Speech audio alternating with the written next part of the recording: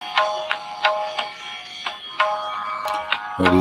Krishna, Krishna Krishna, Hare Hare.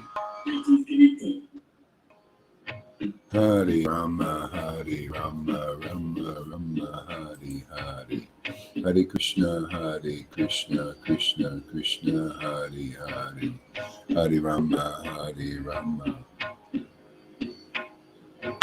Rama Rama, Hare Hare. Hare Krishna, Krishna Hare Hare. Hare Rama, Rama Rama, Hare Hare. Hare Krishna, Krishna Krishna, Hare Hare. Hare Rama, Rama Rama, Hare Hare. Hare Krishna, Krishna Krishna, Hare Hare. Hare Rama, Rama Rama, Hare Hare. Hare Krishna, Krishna Krishna, Hare Hare. Hare Rama, Rama Rama, Hare Hare. Hare Krishna, Krishna Krishna, Hare Hare. Hare Rama, Rama. Hare Krishna, Krishna Krishna, Hare Hare. Hare Rama, Rama Rama, Hare Hare. Good morning, everybody. A little bit late for myself. I don't know what happened. I just overslept. Or maybe not oversleeping. Hare Krishna, Krishna Krishna, Hare Hare. Hare Rama, Rama Rama, Hare Hare.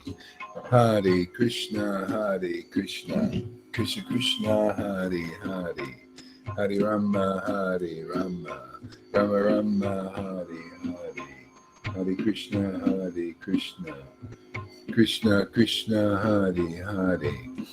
Hare Rama, Rama Rama, Hare Hare. Hare Krishna, Krishna Krishna, Hare Hare. Hare Rama, Rama Rama, Hare Hare. Good morning. Hare Krishna, Krishna Krishna, Hare Hare. Hare Rama, Rama Rama, Hare Hare. Hare Krishna, Krishna Krishna, Hare Hare.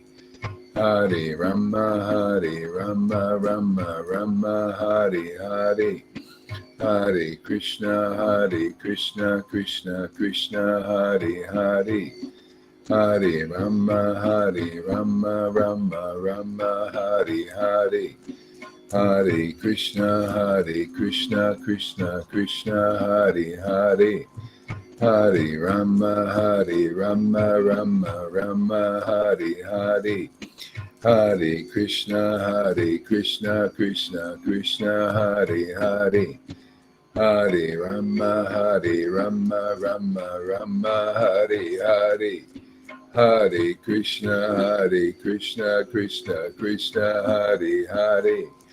Hare Rama, Rama Rama, Hare Hare. Hare Krishna, Krishna Krishna, Hare Hare. Hare Rama, Rama Rama, Hare Hare.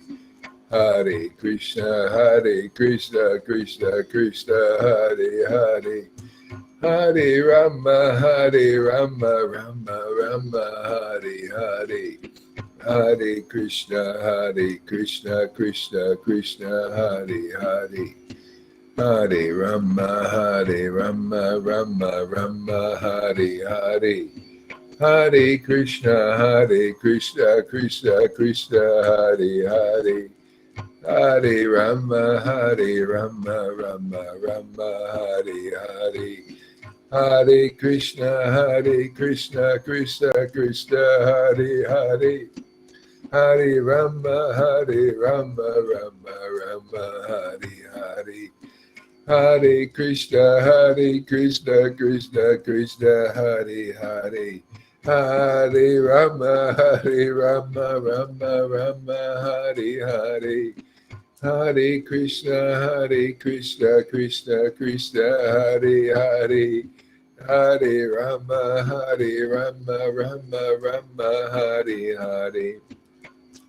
Hare Krishna, Krishna Krishna, Hare Hare. Hare Rama, Rama Hare Hare.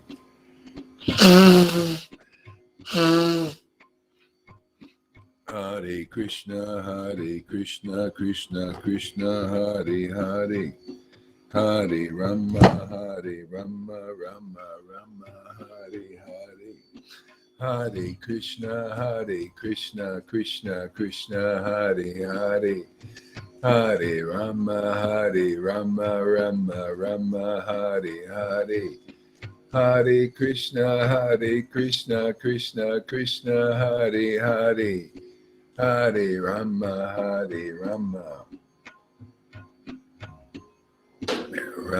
Rama Hare Hare. Hare Krishna, Krishna Krishna, Hare Hare. Hare Rama, Rama Hare Hare.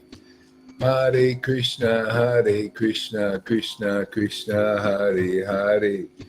Hare Rama, Rama Hare Hare. Hare Krishna, Krishna Krishna, Hare Hare. Hare Rama, Rama Hare Hare. Hare Krishna, Krishna Krishna, Hare Hare.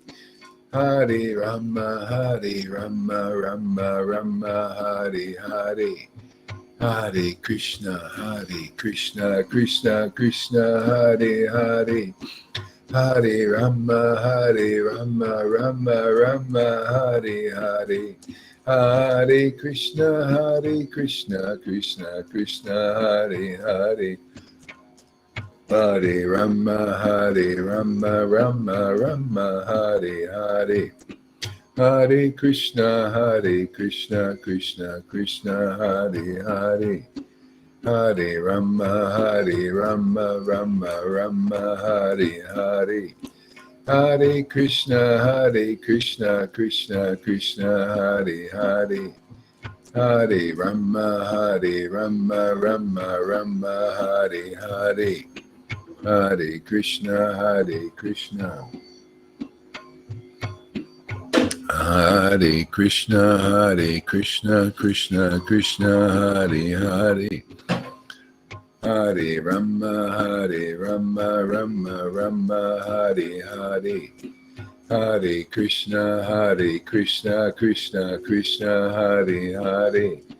Hare Rama, Rama Hare Hare. Hare Krishna, Krishna Krishna, Hare Hare. Hare Rama, Rama Hare Hare. Hare Krishna, Krishna Krishna, Hare Hare. Hare Rama, Rama Hare Hare. Hare Krishna, Krishna Krishna, Hare Hare. Hare Rama, Rama Hare Hare. Hare Krishna, Krishna Krishna, Hare Hare. Hare Rama, Rama Hare Hare. Hare Krishna, Krishna Krishna, Hare Hare. Hare Rama, Rama Hare Hare. Hare Krishna, Krishna Krishna, Hare Hare. Hare Rama, Rama Hare Hare. Hare Krishna, Krishna Krishna, Hare Hare. Hare Rama,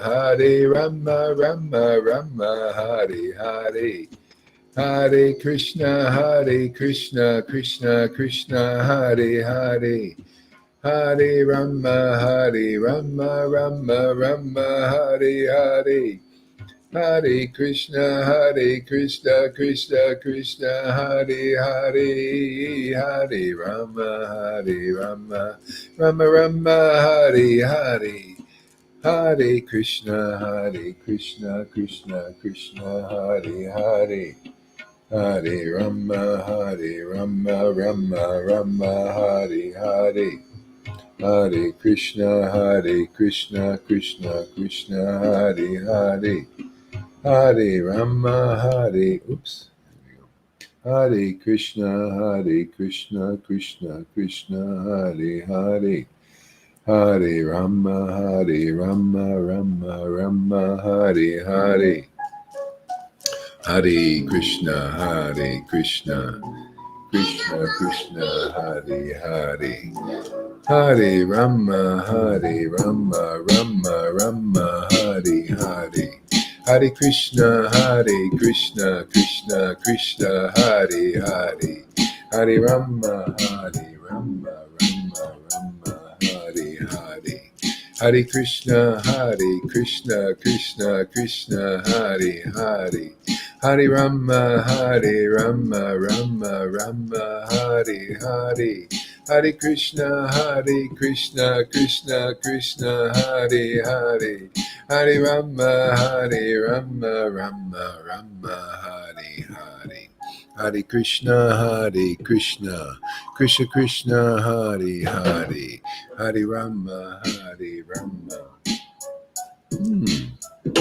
Rama, Hare Hare. Hare Krishna, Krishna Hare Hare. Hare Rama, Rama Rama, Hare Hare. Hare Krishna, Krishna Hare Hare.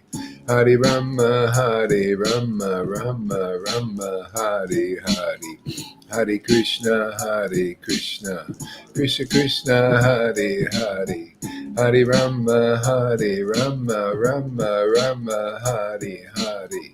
Hare Krishna, Krishna Krishna, Hare Hare. Hare Rama, Rama Rama, Hare Hare. Hare Krishna, Krishna Krishna, Hare Hare. Hare Rama, Rama Rama, Hare Hare. Hare Krishna, Krishna, Hare Hare. Hare Rama, Rama Rama, Hare Hare. Hare Krishna, Krishna, Hare Hare. Hare Rama, Rama Rama. Hare Hare, Hare Krishna, Krishna. Hare Krishna, Krishna Krishna, Hare Hare. Hare Rama, Rama Rama, Hare Hare. Hare Krishna, Krishna Krishna, Hare Rama, Rama Rama, Hare Hare. Hare Krishna, Krishna.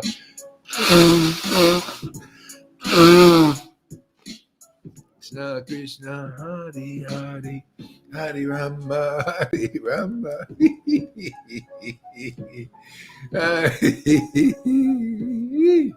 Hare Krishna, Krishna Krishna, Hare Hare. Hare Rama, Rama Rama, Hare Hare. Hare Krishna, Krishna Krishna, Hare Hare. Hare Rama, Rama Rama, Hare Hare. Hare Krishna, Krishna Krishna, Hare Hare. Hare Rama, Rama Rama, Hare Hare. Hare Krishna, Krishna, Hare Hare. Hare Rama, Rama. Rama Hare Hare, Hare Krishna, Krishna Krishna, Hare Hare, Hare Rama, Hare Rama, Rama Rama, Hare Hare, Hare Krishna, Krishna Krishna, Hare Hare, Hare Rama, Hare Rama, Rama Rama, Hare Hare.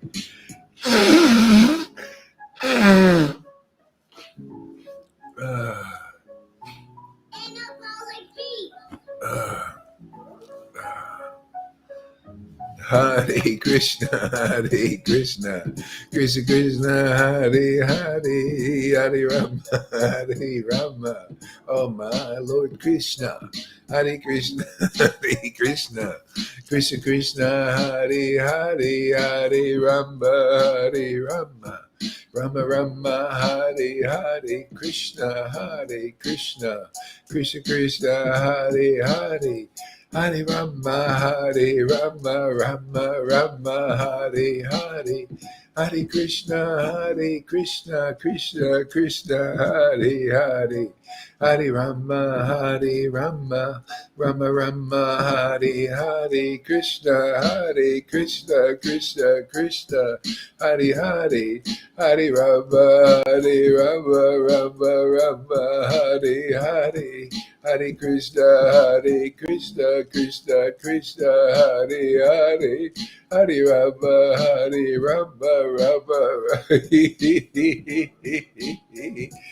Oh, Krishna, Krishna. Hare Krishna, Krishna Krishna, Hare Hare. Hare Rama, Rama Rama, Hare Hare. Krishna, Krishna Krishna, Hare Hare. Hare Krishna, Krishna Krishna, Hare Hare. Hare Rama,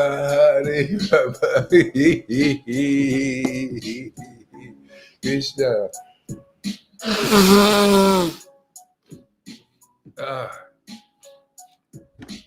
Krishna, Krishna, Hare Hare, Hare Rama, Rama Rama, Hare Hare. Hare Rama. Yeah. Mute your mic. See if you can do it. Hare Krishna, Krishna Krishna, Hare Hare. Hare Rama, Rama Rama, Hare Hare. Hare Krishna, Krishna Krishna, Hare Hare. Hare Rama, Rama Rama, Hare Hare. Krishna, Krishna Krishna, Hare Hare. Hare Rama, Hare Krishna, Krishna. Oh my Lord Krishna. Hare Krishna, Krishna Krishna, Hare Hare. Hare Rama, Rama Rama, Hare Hare. Krishna, Krishna Krishna, Hare Hare. Hare Rama,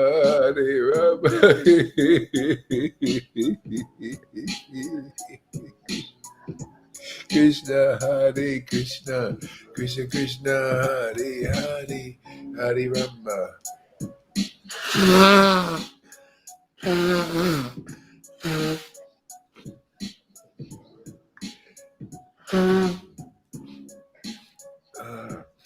Hare Krishna, Krishna Krishna, Hare Hare.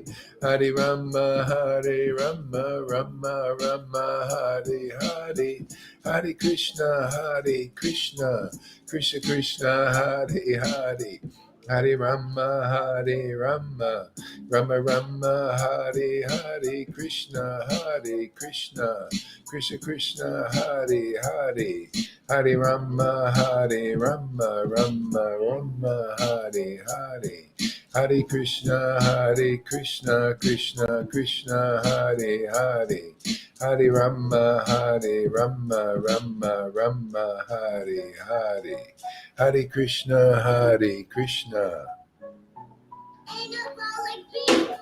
Hare Krishna, Krishna Krishna Hare Hare, Hare Rama Hare Rama, Rama Rama Hare Hare, Hare Krishna Krishna Krishna Hare Hare, Hare Rama Rama, Rama Hare Hare, Hare Krishna Krishna Krishna Hare Hare, Hare Rama Rama, Rama Hare Hare, Hare Krishna Krishna Krishna Hare Hare, Hare Rama Rama Rama Hare Hare, Krishna Krishna Krishna Hare Hare, Hare Rama Rama Hare Hare, Krishna Krishna Hare Hare, Hare Rama Rama Hare Hare, Hare Krishna Krishna Krishna Hare Hare, Hare Rama Rama Hare Hare, Krishna Krishna Krishna Hare Hare, Hare Rama Rama Hare Hare, Hare Krishna Krishna Krishna Hare Hare, Hare Rama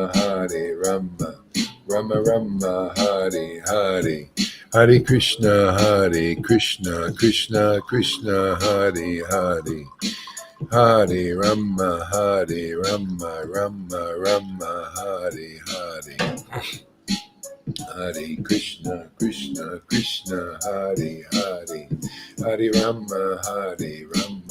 Rama Rama Hare Hare, Krishna Krishna Krishna Hare Hare, Hare Rama Rama Hare, Hare Krishna Krishna Krishna Hare Hare, Hare Rama Rama Hare Hare, Hare Krishna Krishna Krishna Hare, Hare Rama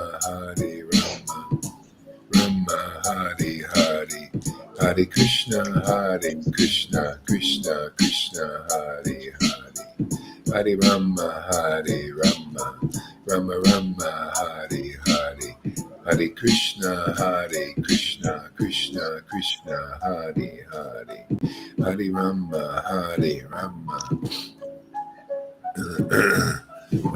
Rama Hare Hare, Hare Krishna Krishna Hare Hare, Rama. Thanks for using Hare Krishna. Jaya Jaya Sri Chaitanya Jaya Nityananda, Jaya Sri Advaita Chandra, Jaya Gaur Bhaktavinda, Jaya Jaya Sri Chaitanya Jaya Nityananda, Jaya Sri Advaita Chandra, Jaya Gaur Bhaktavinda. Hare Krishna Krishna Krishna Hare Hare, Hare Rama Rama Rama Hare Hare. Krishna Hare Hare, Hare Krishna, Jai Srila Prabhupada, Jai Jesus, Srila Prabhupada, Jesus, Srila Prabhupada, Bhakti Ratnakara.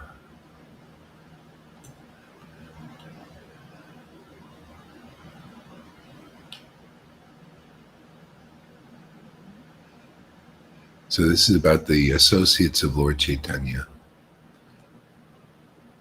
After a long time, Shamananda returned to Gauda and gave initiation to Sri Murari and others in Utkala, according to the desire of Prabhu, the identical form of Sri Shamananda Prabhu and Narottam.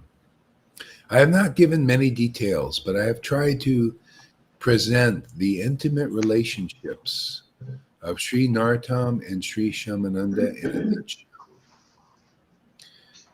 In Vrindavan, oh boy, you don't know how to mute your mic, do you? Yeah. Can you ask your son sometime to teach you how to mute your mic? Because it's kind of important.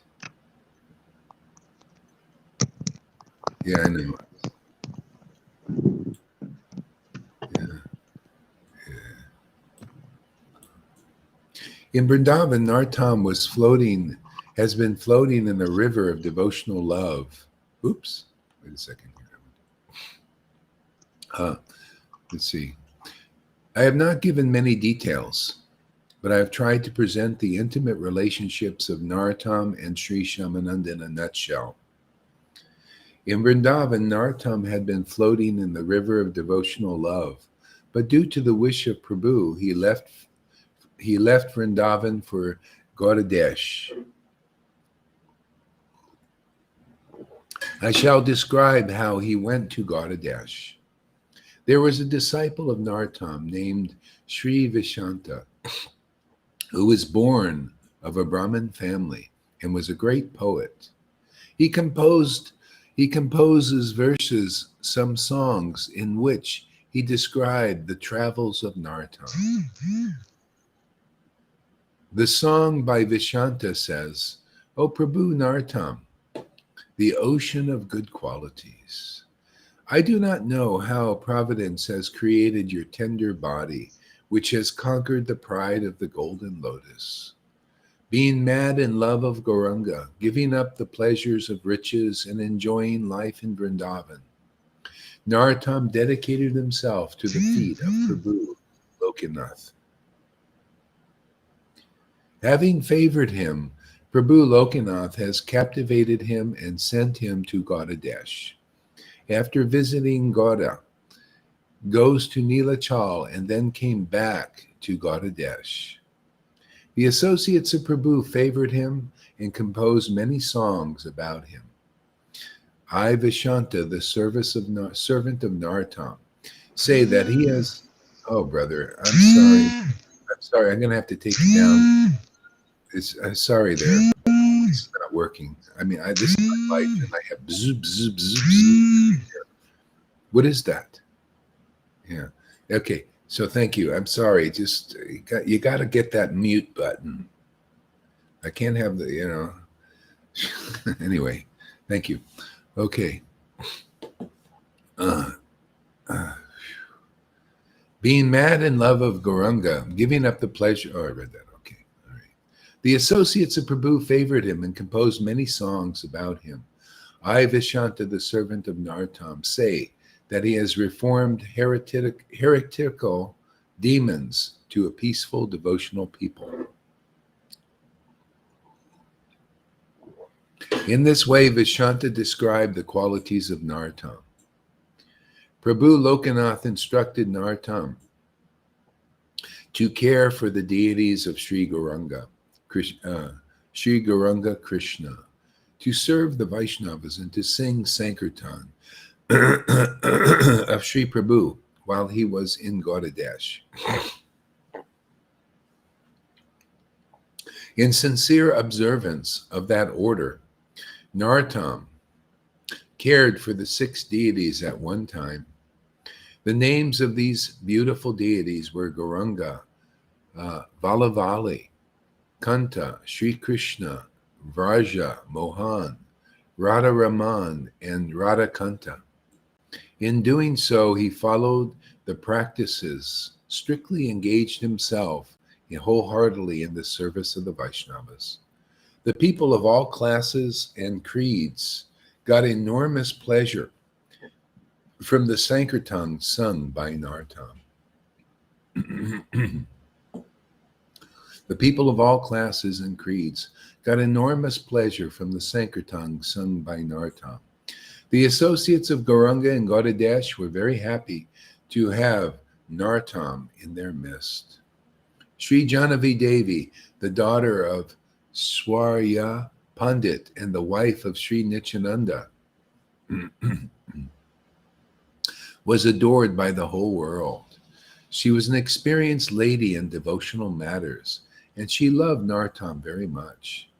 She was satisfied by his strong devotional tendencies and by his detachment from worldly pleasures. By his own grace, By his own grace, he had returned to the village of Katori and given the residents his association. I am a worthless person. How can I describe the favor which Janavi showered upon Nartam? Sri Thakur Mahasya was a generous person. Whoever received his favor got all his desires fulfilled. Many persons became his disciples, namely Ganga Narayan, Santosh, and many others. All credits went to Narottam for this. Sri Govinda Kaviraj composed some songs which eulogized Narottam. In his songs, he said, "All glories to Narottam Thakur, the emperor of the realm of love and devotion, who is the same nature as Ramachandra Kaviraj. He is the center jewel of the crown like love, and his emotions are like ornaments. He is the center jewel of the crown like love, and his emotions are like ornaments. He gets himself seated on the love-like throne of Katori, with the devotees by his side. He always engages himself in the service of Radha and Madhava, and in explaining the book Sri Bhagavat of Rupa and Sanatan.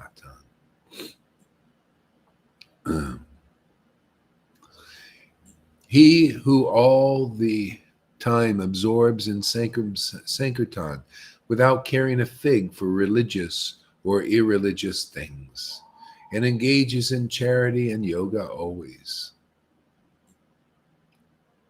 He who all the time absorbs in Sankirtan without caring a fig for religious or irreligious things, and engages in charity and yoga always. As a scholar of Bhagavat and other scripture views of the Pandits on the subjects of Sankhya, Mimamsa, and others. He was a threat to the irreligious people and a benefactor of love to the poor. Only I, Govinda Das, am a worthless person, and I cannot get his favor. The identity of Govinda Das. We'll circle back to that here.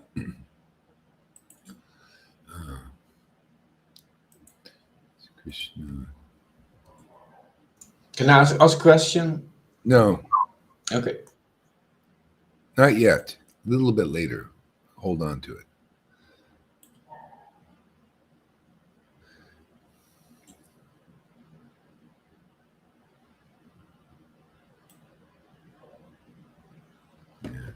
Yeah. Let's see here. I kind of feel this restlessness in the air. I think I'm going to take everybody down. So you go down for now, and then come back up in a little bit. Okay, come back up in a little bit. This restless energy is just I don't know where it is. Just can't have it, man. I got to do my thing right now. Okay, you go down for now. Okay, all right. So now we'll bring Tom back up in a little bit. Okay, where's this? Oh, here we go.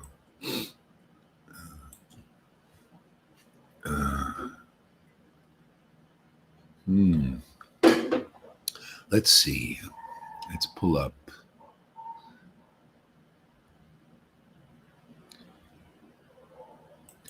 Prabodhananda Sera, Radha Rasa Sudhanidhi. Let's try that out.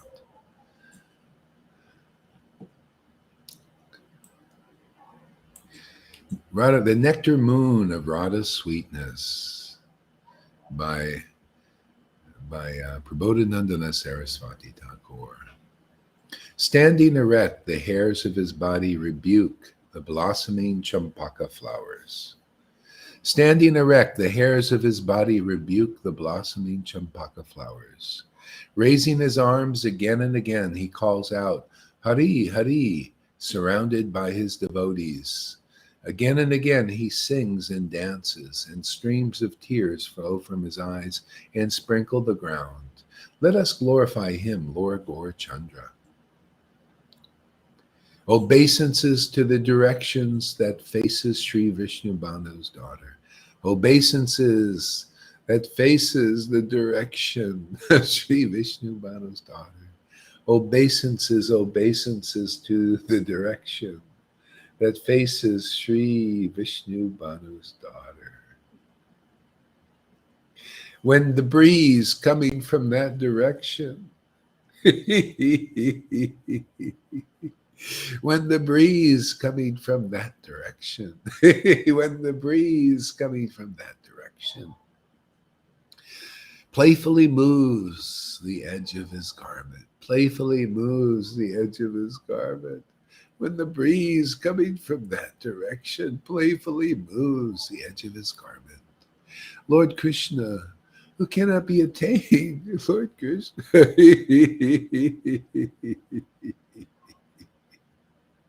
Lord Krishna,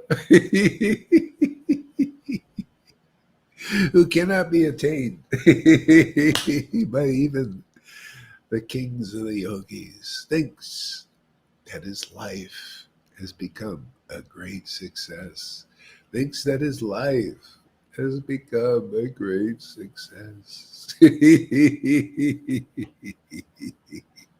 Yes. Obeisances to the glory of Vishnu Banu's daughter.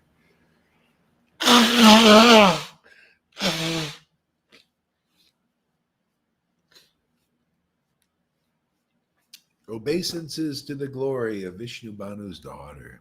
Even Brahma, Shiva, and all the demigods cannot attain. Obeisances to the glories of Vishnu Banu's daughter. Shiva and all the demigods cannot attain the pollen of her lotus feet. Shiva and all the demigods cannot attain the pollen of her lotus feet. Her merciful glance showers the best of all nectars. Her merciful glance showers the best of all nectars. I meditate on the dust of Radha's feet. I meditate on the dust of Radha's feet. I meditate on the dust of Radha's feet.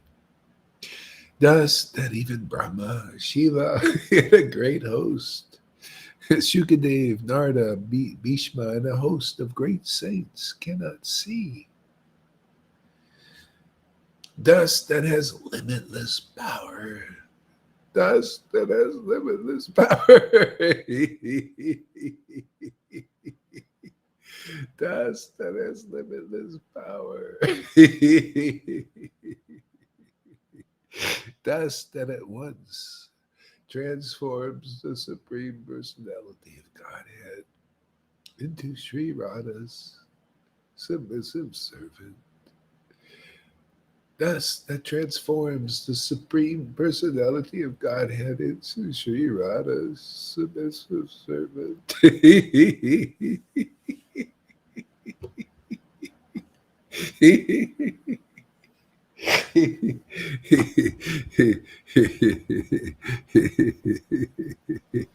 I meditate on the dust.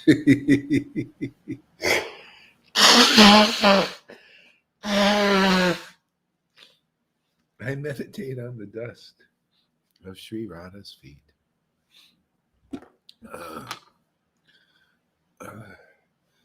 I meditate on the dust. I meditate on the dust. I meditate on the dust of Sri Radha's feet. That becomes a Kamadua cow. It becomes a Kamadua cow. To give nectar of ras.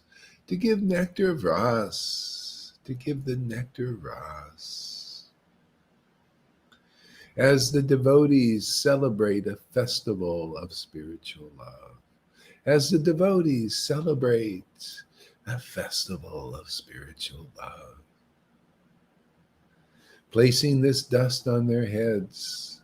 Placing this dust on their heads. Placing this dust on their heads. Placing this dust on their heads. Oh my God. Placing this dust on their heads.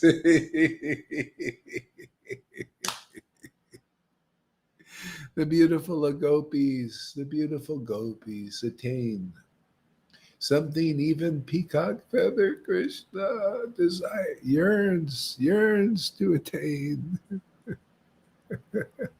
The beautiful gopis attain something even Peacock Feather Krishna yearns to attain. Glory to the forest goddess. Glory, all glories to the forest goddess. The forest goddess. All glories to the forest goddess. When wounded by millions of Kamade's arrows. When wounded by millions of Kamade's arrows. When wounded by millions of Kamade's arrows. And the sun fell. She brought him back to life.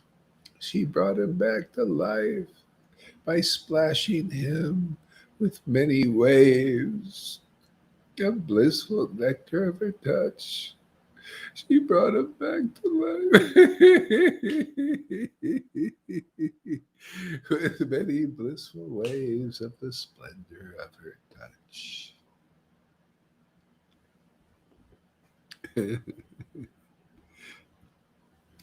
Oh, when will the sweet and graceful nectar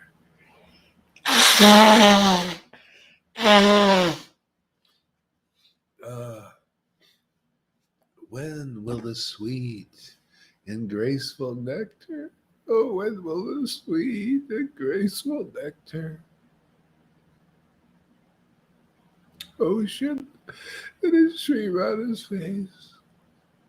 Oh, when will the sweet and nectar ocean that is Sri Radha's face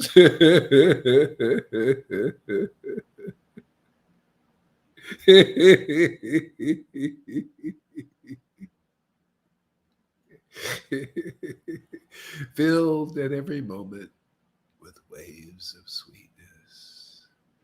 Filled at every moment with waves of sweetness. Filled at every moment with waves of sweetness. Charm, beauty, in wonderful, beautiful pastimes appear before us.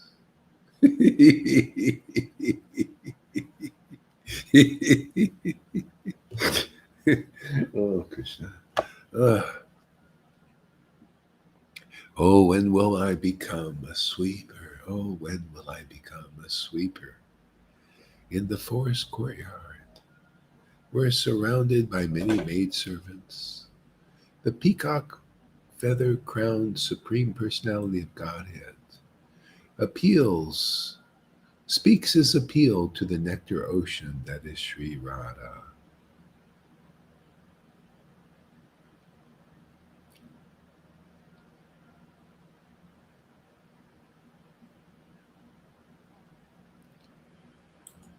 Oh, when will I become a sweeper? In the forest courtyard, we're surrounded by many maidservants.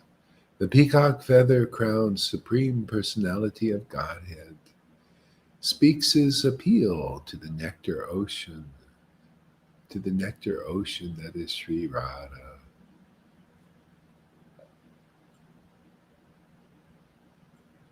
O my heart, please turn from the great things of this world and run to Vrindavan, where the great treasure, the nectar flood that delivers the devotees from this world, is Sri Radha's name.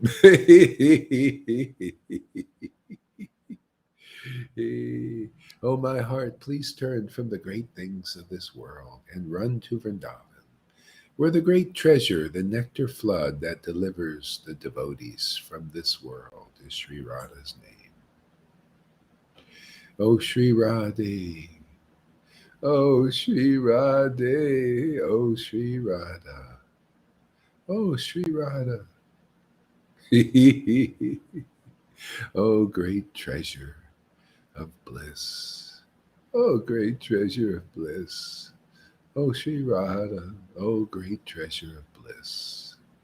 When as the best of lovers falls at your feet and begs for the nectar festival of a single embrace, when as the best of lovers falls at your feet and begs for the nectar festival of a single embrace, will I see you knit your eyebrows and hear you say, no, no?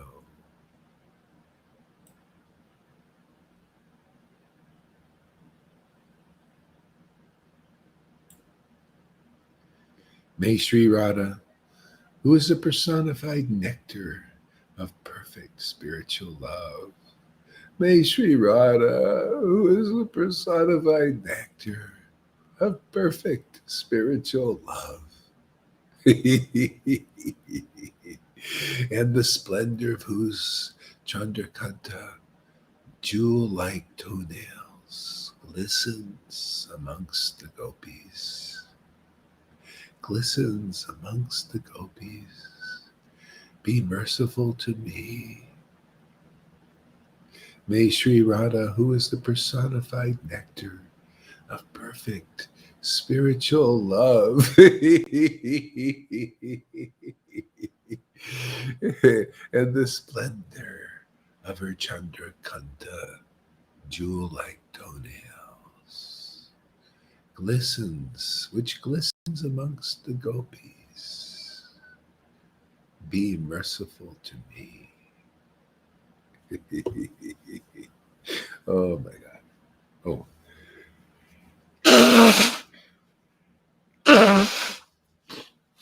Ah. Ah.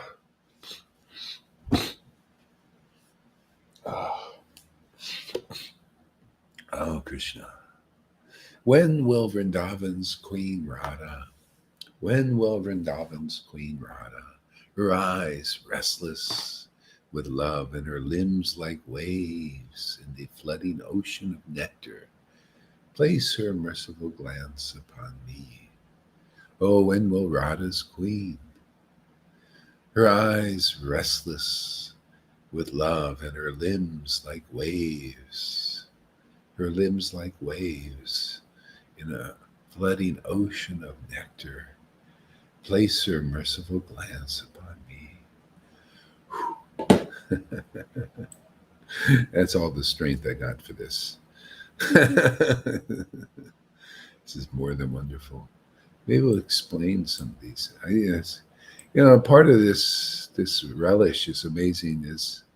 Is the revelations on these verses. The understanding of this is, it makes you more ecstatic. See, it's like a competition. It's described actually. Krishna's his beauty, is competing with Radha's beauty, and one of keeps raising them, both of them up, in ecstatic union. Yeah, yeah, the truth about Krishna and the ecstasy of it. So yeah, let's go to the back here and just so because yeah, there's certain realizations, revelations, getting, you know, reading this literature and how amazing this is. This is perfect poetry. This is describing the spirit, actually. This is so poetically describing the spirit of devotion. Yeah. And Radharani it's the spirit's personified form. Okay. So yeah, so let's go back here. See what we can read here. So we'll do this from the point of explanation if it comes. I meditate on the dust of Radha's feet, dust that even Brahma, Shiva, and Shukadev, Narada, Bhishma, and a host of great saints cannot see. So it's been described that there's been prayers, so many prayers. May I become the dust of the gopis. May I become the dust of the devotees of the Lord, the dust.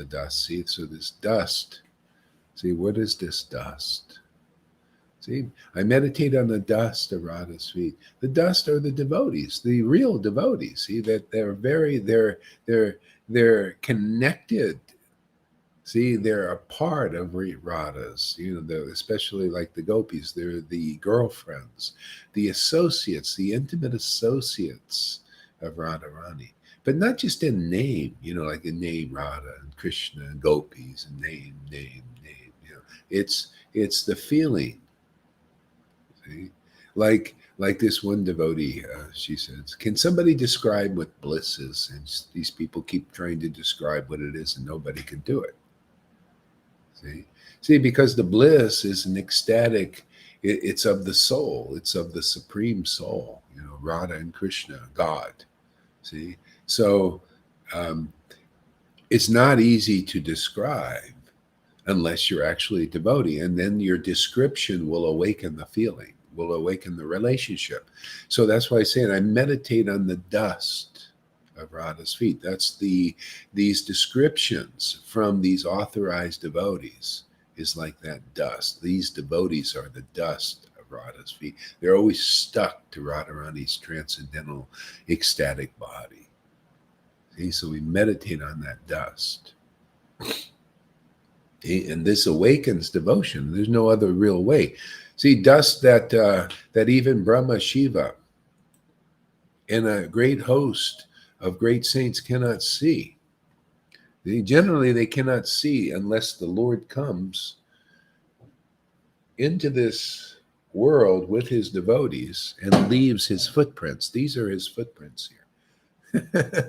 His footprints are him and his devotees. See, that's why they say the feet of the Lord are his footprints. His footprints have been described by authorized devotees who are actually, they have devotion. And they're empowered to give these descriptions, which awaken this experience of bliss, of the ecstasy of devotion and Radha, especially when you're meditating on the dust. See, these devotees are the dust. Their descriptions are the dust. And unless the Lord came as Radha and Krishna, and came to this world with his intimate devotees, the gopis and the residents of Vrindavan, and other devotees in Dwarka and all. So he came. And then for a while, people remembered this dust. See, the dust of his footprints. See, which are his pastimes with his devotees. See, they remembered and they would recite them, and this would keep people connected to the transcendental Lord. This would awaken them and keep them. But then it starts to become forgotten. That's why Lord Chaitanya came 550 years ago to reveal the glories of Radha and Krishna's pastimes, because they're very rare. There's something they need to be remembered through the whole Kali Yuga, especially his pastimes, actually, because usually Krishna takes offenses.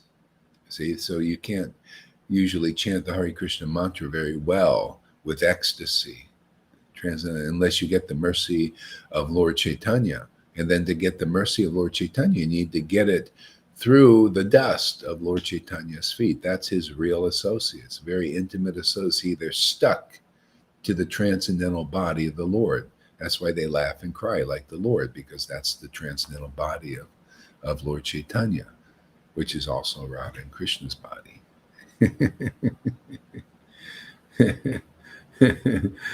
You won't ever hear any of these explanations. Well, you may hear them if you the devotee is empowered to explain these things like this. Otherwise, there's no possibility. Yeah. And these have never been explained before like this. This is a great mercy. That's why I feel I come here every day for this mercy. This mercy is wonderful. This mercy is par excellence. Okay? And gradually, as we're explaining it more and talking about it and relishing it and plundering these jewels, these jewel-like verses from the dust of the feet, meditating on them. See, I meditate on them. See, we're just by chanting these verses, we're meditating on this dust.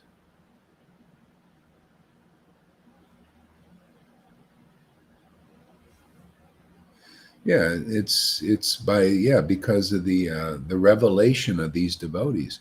If these devotees are not here, we don't have a connection with any dust of the Lord because we don't know.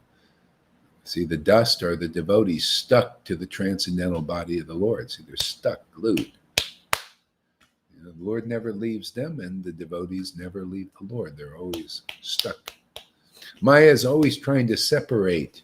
That's why when you have a bona fide guru and you're trying to make progress to the devotional platform, Maya, you feel like sometimes you're being pulled away or trying to be, but that's only because of the weakness of heart. See, all of these attachments to the world, worldly people, worldly things. Yeah, so for a while, that's like that until we get really close with the Lord and very clear on who and what God is actually.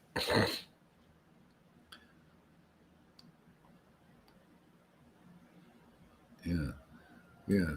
So yeah, we're just beginning here. You think it's stopping here? Oh, so many revelations came from. See, you can only get these revelations when you're communing with the Lord at this. That's why it looks weird to people in normal consciousness. The normals, the normies. And I include in the normies are the Vaidhi Bhaktas out there. You Vaidhi Bhaktas in ISKCON, you're just to a devotee, you're just a normie. This executing devotional service according to rules, regulations, and ceremonies, and building external temples and external worship, with deities who don't speak to you. Can't speak to you. They can if you're an elevated devotee, but who is that? See, a devotee who's elevated, they chant the holy name and the deity speaks to them in the form of the name or the deity.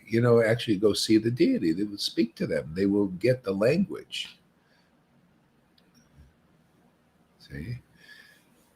So most people are not elevated. Therefore, you need to associate with those who are caught up in this thing that they see. If Brahma, Shiva, and a host of demigods cannot see, but if they want to see, they saw it through these demigods. These host of demigods came at Lord Chaitanya's time because Lord Chaitanya was revealing the glories of Radha and Krishna worship. They came in the past at Chaitanya Bhagavat. These demigods came, like soldiers, came into the room with Sachi, and she's holding this golden Lord, and they said, "Please give us this prema bhakti. Please give." See, that's where you got to come. Ultimately, these, gurus out there, even the big sannyasis, big, according to the eyes of the world, they're not really big in the eyes of God. Only his real ecstatic, intimate devotees are important to him. Not somebody with big titles only. You can have a big title, but do you have big bhakti, man? Do you have this mercy, special mercy of the Lord? Yeah. Can you relish the dust in the verses of these Goswami literatures in ecstasy? Because you cannot understand, you cannot really relish these days unless you're uplifted into the realm of ecstatic love. And you got the mercy of Radharani and the gopis. Her mercy comes through her girlfriends. You see, the girlfriend is one of the 8 principal gopis is Prabodhananda Saraswati and is Champakalata, I think it's one of the 8 principal gopis. We have she is the dust of Radharani, man. Very intimate girlfriend, principal teacher of these things. See, meditate on this dust. This dust are these verses, man. These verses are non-different than Prabodhananda Saraswati. In other words, on the spiritual level, non-different than Champakalata, if I'm getting it correct. One of the 8 principal gopis. See? Non-different. See, so the devotee travels on that path to Vrindavan. This is the path of Vrindavan. This is the path we're teaching here. This is what you can't get following all those rules and regulations and following all those gurus who don't have such a taste like you see here every day. Even look at Lalita Ganga. Look at her. Look at Johan reading like they do. Only in ecstasy, only that you've achieved the mercy of the dust of these devotees can you understand these things. And it's headed by mercy of guru, who, if you're a real guru, you're able to access this dust onto the ecstatic platform. It raises you to the ecstatic platform. Otherwise, you're not really an acharya in the Gaudiya lineage, the Gaudiya disciplic line. You're not. I don't care what anybody says. I've proven it right here. You prove it in word and in deed. That's why you don't have to be anything special to be an acharya, a spiritual master in the Gaudiya Vaishnava line. All you need is the mercy. See, all you need is the mercy of the dust of the devotees. See, headed by guru. The guru is the head. They're like the tip of the iceberg that leads to the rest of the iceberg, which is very big beneath the ice. It's like a fulcrum. The guru is a fulcrum, man. Cuts like you ever see. You want to get to Vrindavan, you got to cut. You got to be like an icebreaker, man. Got to break the ice. So you want to go into the what do you call it, North Pole or something. There's a lot of ice obstacles, and you got to be like an icebreaker. You're going through, and you got a lot of potency behind you. Fulcrum, like a pyramid, man. You're going and you're breaking that ice, man. See? That's the guru. That's what he do for you. You got to be behind the guru. See, the guru's got to be in front. You got to be behind. You break that ice right into Vrindavan. It just moves away all the obstacles, the ice, the putanas, the trinavartas, the agasuras, all of these obstacles, which are, representing the different potencies, protecting Vrindavan from the profane. The ones who won't go in the narrow gate. That's why these gurus, they can't get in. Doesn't matter how big their titles get. You still can't get in. They're thinking mechanically, just like these guys. Mechanically, they want to go to Mars. Mechanically, they want to be immortal. They want to live forever. Always mechanically. Same thing with these gurus. They want to mechanically get to Vrindavan. Well, let's see. Let's make our title. Let's stretch it out really big. You ever see with these titles they got? My God, man. Huge titles. Stretch it way out there, down. Now we'll get to Vrindavan that way. That's mechanical. No, you got to have this ecstatic, devotional mercy that comes through the real line. If you don't go for it, you don't give any respect to it, you just die with a big title. The title stays here. And you're, because there's no potency, you're forgotten. You know how many samadhis they make for mundane so-called Goswamis and all that stuff. They all get forgotten because they're not important. Well, they're not important to God. See? That's the only thing. There's a verse. It says, unless Radha and Krishna had descended to this world, it would be useless. See? Without ecstatic devotion in this world, there's another verse, Chaitanya Charitamrita. Without ecstatic devotion, this whole world is useless. And when ecstatic devotion awakens in your heart, you see that. You see, that you confirm it. You're a living Bhagavat now. Yeah, you're right, man, Lord. Oh boy, I see why that verse is written. Everything is really useless without devotion, man. There's no purification. Everything gets polluted, man. Look where we're at now. Look how polluted things have gotten. The mode of ignorance. You could see with your eyes the mode of ignorance.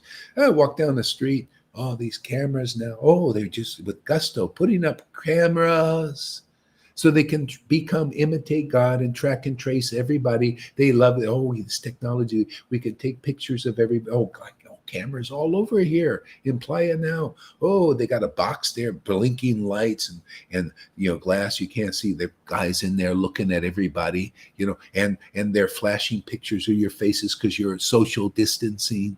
See, they got you 6 foot apart so they can see everybody's face. Yeah, this is Maya, man. Yeah? These are people caught up in the modes of nature. See, they're trying to be God. They want to see everybody's faith. They want to keep track of everything and categorize everything like God does. See, this is when you're caught up in that. You got to work hard, man. That's hard work. And not only that, it restricts people's freedom, and then ultimately, because whatever you do unto others, you do unto yourself. Whatever restrictions you put on others are put on you ultimately. Whatever freedom you give to others goes towards you, your freedom. Okay? Isn't you notice? Yeah, I'm here I like to free people, man. People think, oh, they're going to go to Goharidas. He's going to be a guru and he's going to be a control freak and all that. And I'm here to free you. If people, you see what freedom is, man. My devotees who attain the bhakti and devotion and pure love of God are free in that forever. You're free in that, man. That's your freedom. Without surrendering to devotion, surrendering to the understanding that devotion gives, that's where guru. You don't surrender to the guru who represents that, represents Satchidananda. See, Chit is that understanding and that real knowledge, and Ananda, see, that's that ecstatic devotion that it's very pure, very, very worshipable. I worship that. I welcome that every day. Oh Lord, yes, come to me. Come, you're a Chit understanding. Oh, you're Ananda. See, that's a son of God. See, that's the Sat portion, is your eternal body that's energized by Chit and Ananda. See, now we got a sun in this world, a blazing sun, man. It's fire. No wonder Jesus said, while I'm in this world, I'm the light of the world. He's a son of the sun. See? A manifestation of Satchidananda. That's sun-like in this world. There's no other light like that. The sun out there can't illuminate the darkness in your heart, but a devotee can. A real spiritual master can. He can illuminate the darkness in these big gurus that you can't see because they're blind and you're blind. You're blind uncle and you're a blind nephew. This knowledge can, this ecstasy can. You come here for 30 days, then you go over there and you say, boy, this is really dimmed. Everything is dim. You don't know that because you've been in the dim all the time. You've been with glowworms so long, you don't know what a bright fire of real bhakti and real knowledge is. Nobody knows. You don't know what it is to be empowered by the spiritual presence. Yeah, you come here 30 days, you'll find out some revelations you'll get. Maybe. Unless you inside your heart a lot of offenses, and then you got to work those out. But take the chance, it's worth it. You'll benefit always.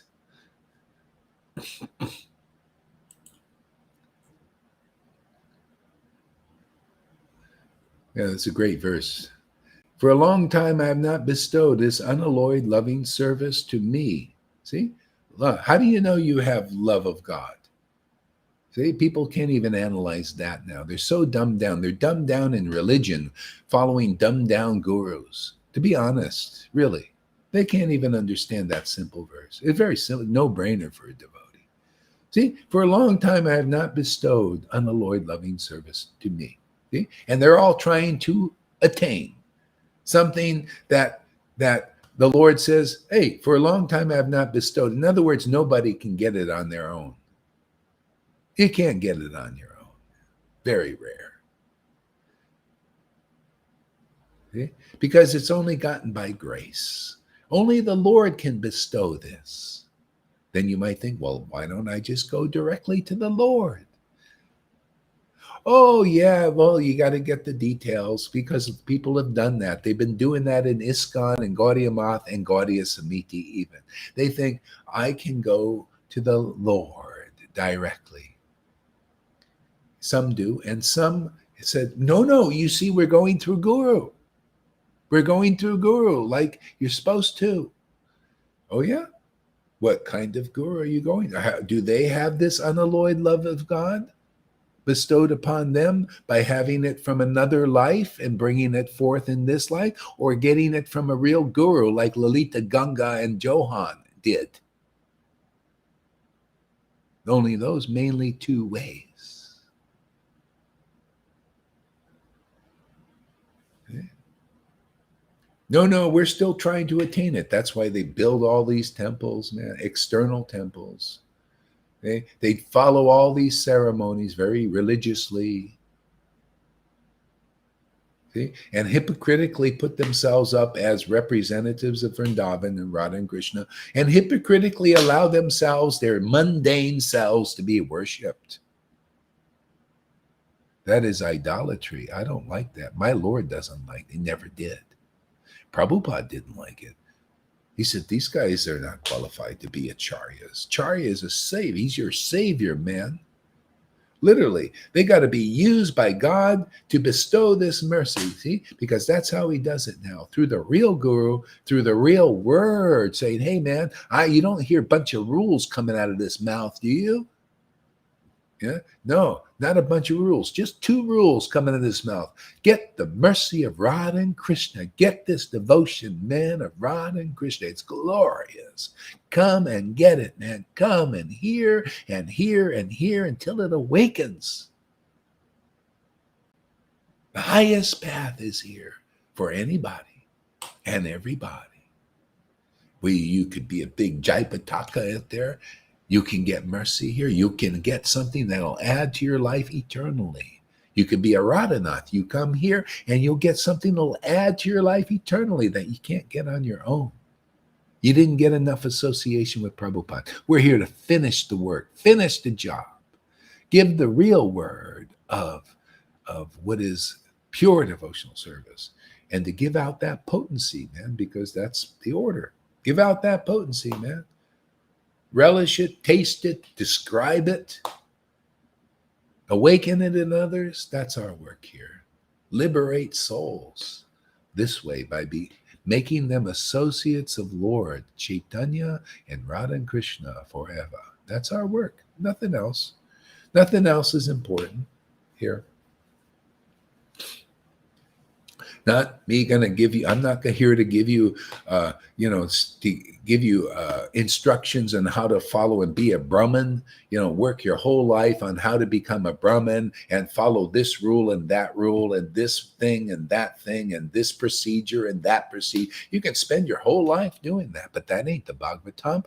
These devotees said, no, hey man, we don't want to spend our lives being Brahmins and learning to be a sannyasi and learning all these external ceremonies. We don't want to spend our precious life doing that. Give us an easy, understandable way to attain the supreme absolute truth, the supreme goal of life. Tell us what it is. Tell us the procedure.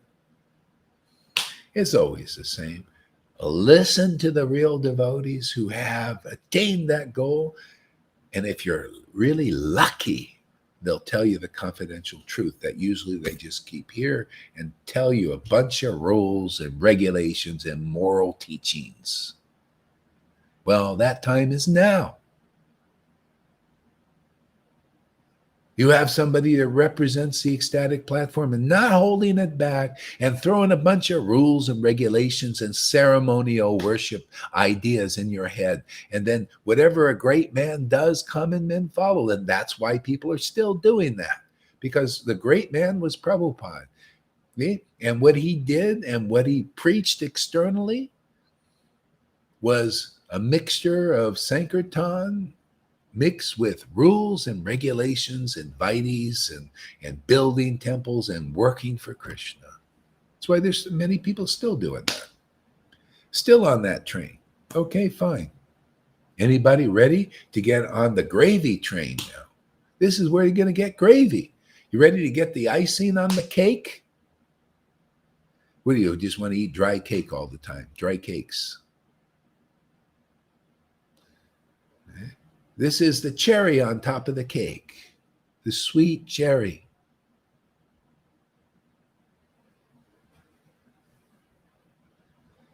So for progressive devotees, they'll hear this.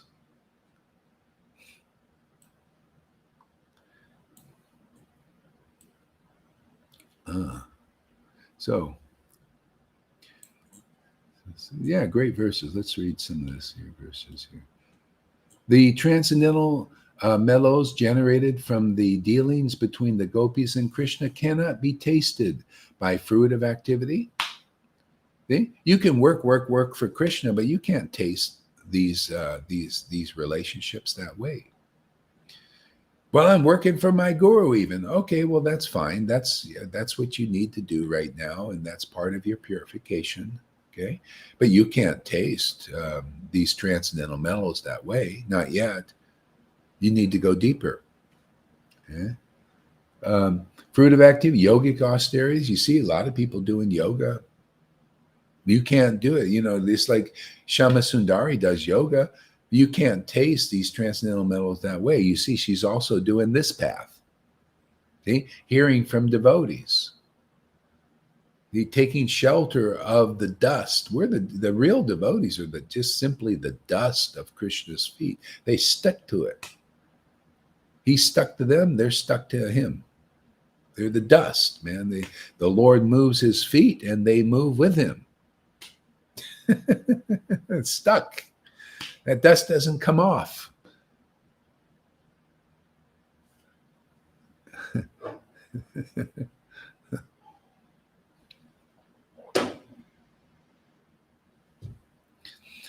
Yeah. So this sweetness can only be tasted through the spontaneous love of liberated persons. See, through. See, you notice there's the word, key word, through the spontaneous love. That's the door, man. The door is the spontaneous, ecstatic, intimate devotee of Lord. It's always been that way and always will be that way. They're the door. That's why they come here. That's why they're called saviors, deliverers. They deliver you this package, special present. What is this special package and present? Devotional mellows. See, this love, this Radha's blessings come through them and only them. Because even Brahma, Shiva, and Sukadev, if a devotee doesn't come into this world like that, like those from Vrindavan, you don't get access. You don't even know what it is. The same thing, these Vaidhi Bhaktas, because it wasn't revealed at that point with Bhakti Siddhanta, Bhakti Vinod, see, and Prabhupada. It wasn't revealed so we're more extensively revealing what is Vrindavan, man. What is ecstatic love, man? What is devotion? How important is devotion? How important is Radharani, in other words? What is the real path that'll get me there? Just like you got to become like those sages out there, my friends. You got to become like the sages and say, oh, Sutta. That means you got to find a guru like Sutta Goswami, empowered by the transcendental grace of the Lord. And you got to be like them and saying, listen, tell us a way to achieve the highest goal. We're very greedy for that. We want to go to Vrindavan. We read in the books, it's possible, but we don't quite understand the process and the method and what it is. Please describe all these things so we can quickly attain the spiritual world, the Garden of Eden, the paradise of Vrindavan. Where there's so much closeness and intimacy with the Supreme Personality of Godhead who has created all the universes. Not just one universe, billions. With Brahma's heads, some have 10 billion heads. Tell us, how can we attain that Lord who is so fantastic? Who is he? What is he? Tell us, describe it, show us, put us on the direct path, not the misdirected path by inexperienced gurus, sannyasis, and Brahmins who are claiming to be able to get you there. But they're these cross-eyed persons who say, yeah, go this way. Well, let's see, what's my speculation of the day? They're not there. How can they get you there? They don't know where Vrindavan is. You got to find somebody who knows. You can see they know. They are these verses. Yeah, look at this guy, through this person who chants the holy name with great ecstatic devotion. Yeah, let me go through that door, that path. Right? Pretty simple. No brainer, isn't it? Yeah. Yeah, I want to understand the love between the gopis and Krishna. Well, it's through the devotees who chant the holy name with great loving ecstasy in the Bhava Vrindavan. They have the real understanding, Bhagavad Gita 10:10. And real knowledge, Bhagavad Gita 10:10. Loving ecstasy, Bhagavad Gita 10:10. So funny that verse just rings true every day.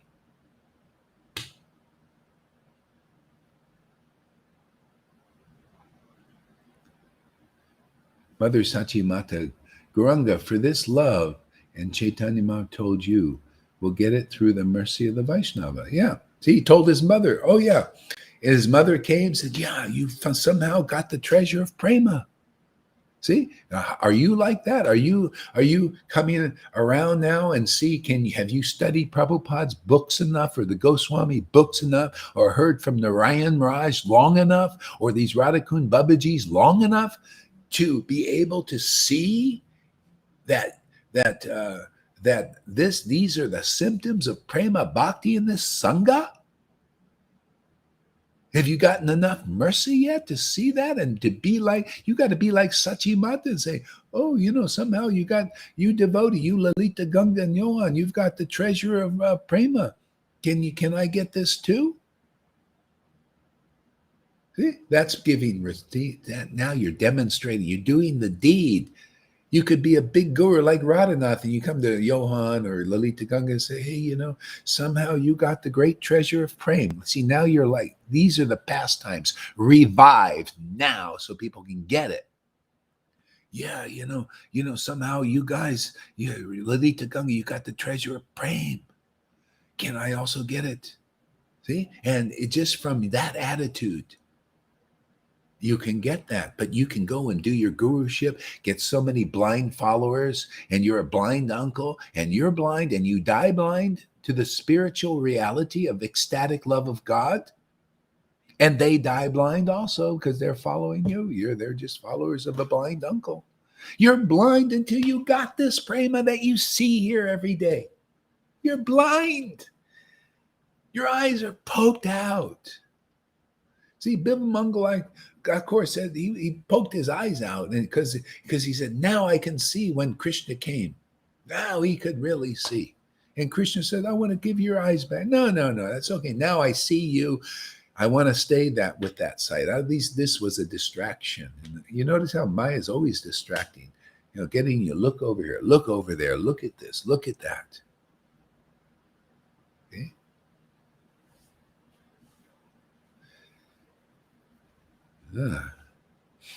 Wild discourse today. I like it. Wild bhakti. It's like wild honey. It's always best in its wild state. That's Vrindavan is wild, man. Informal, relaxed, fun, lots of joking. Yeah. If you kill a demon, you don't do it with finesse. Krishna just takes his fist and sticks it in its mouth and just explode the demon. That's kind of what we do. We just stick the fist in the mouth. No finesse. No needed. No special dissecting with just fist in the mouth of the demon, and it expands and it blows. See, the fist is the truth, man. Just pulverize. See, the Nityananda's club, just boom, boom on the illusion, man. Boom, relentlessly, boom, boom, boom.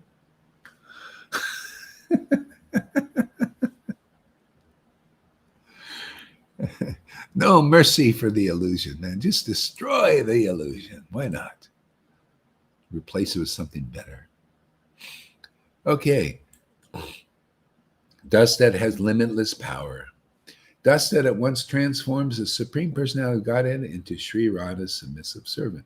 And the way you know that is how the devotees who wrote these verses know that. You also become a submissive servant. You'll be like these ecstatic Christians. Oh, Holy Spirit. Oh, Holy Spirit. What are they saying if you look deep into that? They're saying, oh, Radha, oh, Spirit of devotion, oh, Holy Spirit that Jesus first revealed to his 11 apostles. And they revealed it to others. Oh, it got everybody else saying, oh, Holy Spirit, oh, Radha. See, you notice the same thing, isn't it?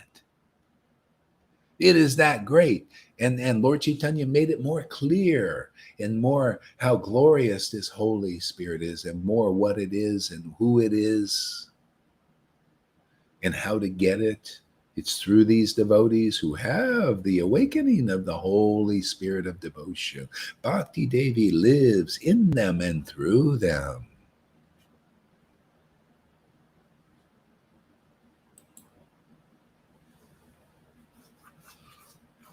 That was Jesus's pastimes there, Karuna. We get everybody in. Yeah. Everybody has a way.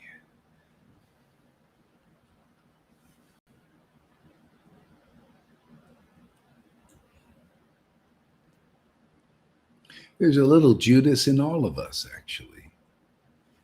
You know?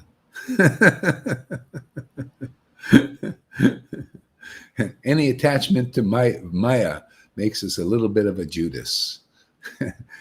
But the beauty is, see, we have Lord Chaitanya's mercy here. Therefore, by the mercy of the Lord, just by tasting the grace of this ecstatic worship, we'll overcome everything.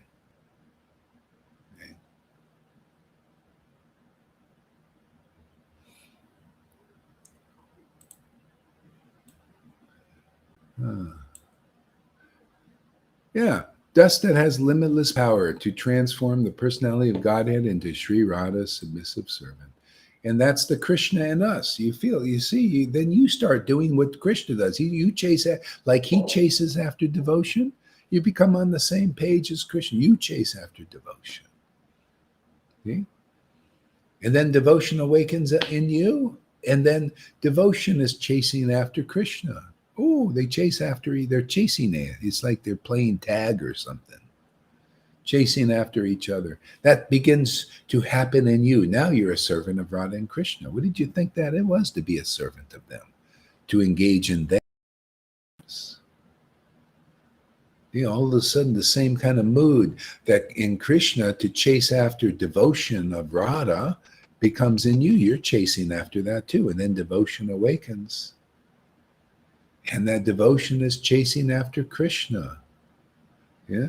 It's Krishna in the form of these conclusive understanding, these revelations and revealings of intimacy, intimate thoughts, see, like intimate revelations.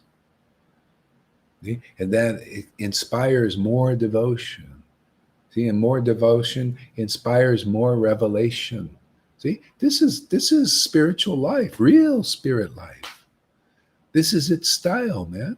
This is the way Lord Chaitanya was. This is the way Nityananda was. This is the way their real intimate followers are. This is the way you can be also, those who are coming here. You want to be on the same page of the same family? You want that Krishna living inside you and that Radha living inside you, having their pastimes? It's pretty wonderful. Either that or you're going to have the modes of nature living inside you and having these pastimes of the what's coming up now. You know, it's on that page is Draconian Nightmare. George Orwell, 1984, on steroids. And no joke, man, on steroids. They have the technology better than when that movie was made.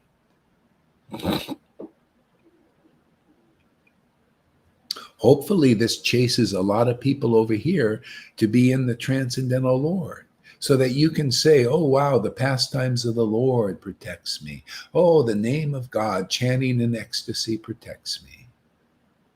If you say that, let everything come or go, doesn't matter. You're saved.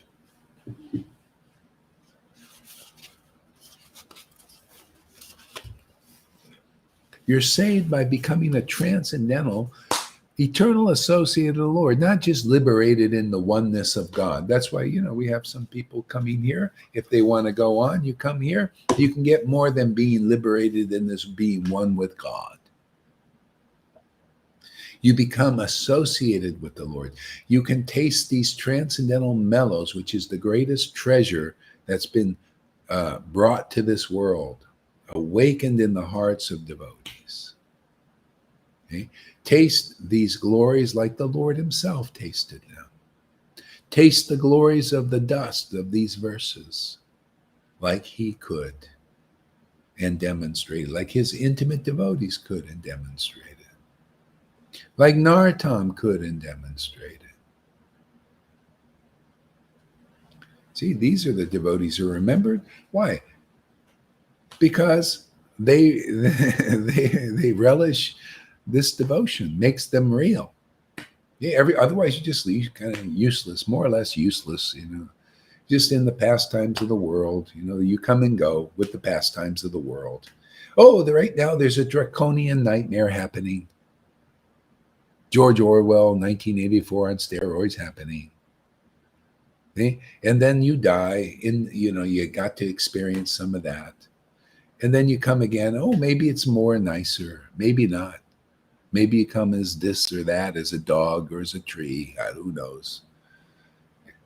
Yeah. Or as a person, what mode did you develop here? Then you just carry that on in your next life and you get a new family, a lot of children to look after again. And you get all attached. And then when you die, you say, oh, where's my child? Then boom, you come back into another body.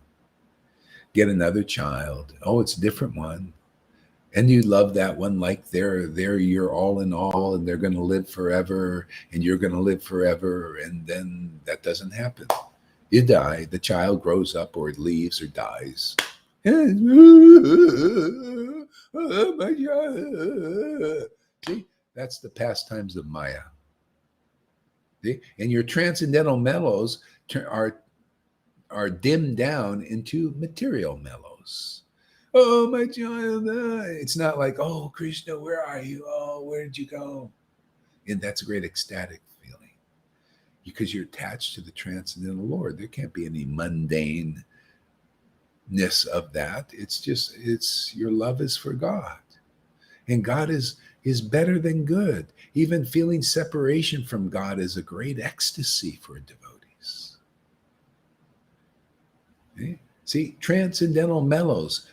You got to make the transition from tasting the mellows of the world, the mellows of your relationship with material objects, including material persons.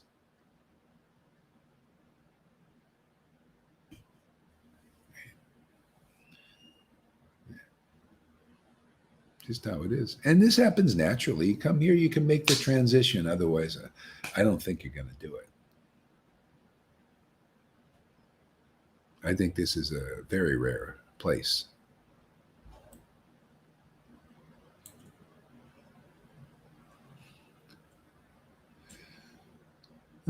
Depends on bhakti. Success of other yoga practices depends on the bhakti they developed. The Jnana Yoga reach out to Brahman. Yeah, it's long past these things.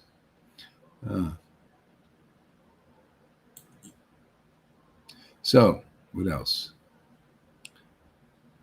I meditate on the dust of Radha's feet, which become like a Kamadua cow, to give the nectar of rasa as the devotees celebrate a great festival of spiritual love. See, I meditate. You see why devotees, say like Lalita, she's reading Govinda Lilamrita. This is from the dust of Krishna, who is Krishna Das Kaviraj. He wrote that book. She's meditating on that book. What is the result? The result is it becomes like a cow, like a nipple. See, it's like a nipple to drink this milk of great spiritual love and ecstasy. See? You ever heard it, if you're with the Prabhupada's movement, they're always saying, oh, don't read the Goswami books. That's too high. That's too high. It's only because you grab hold of that nipple and you don't get any milk from it because you're not purified. Okay? If people come here long enough, you'll get purified, and then you can drink this milk like you could see with your own eyes, devotees doing it. Can any of these gurus drink this milk? Can you see with your own eyes? Have you ever seen Radhanath or Jaipataka or anybody else, any of these thousands of gurus drink this milk? You know, this milk, this nipple, through the nipple of these devotees? Have you seen? Can they do it? Because if they can't, and you can't, and they can't, that means you'll die without this taste, because you got to drink it through these devotees who drink it. See? Through the living devotees. You got to drink it through the living devotees. Yeah. That's how you learn how to drink. Otherwise, you don't know how to drink this.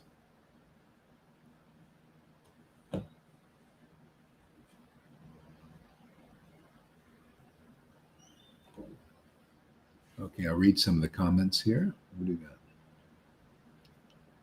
No problem, just associated with the Gregorianos, and you will get prem. See, well, he's an experienced devotee. He came and associated, listened, and this stuff happened because he wanted that.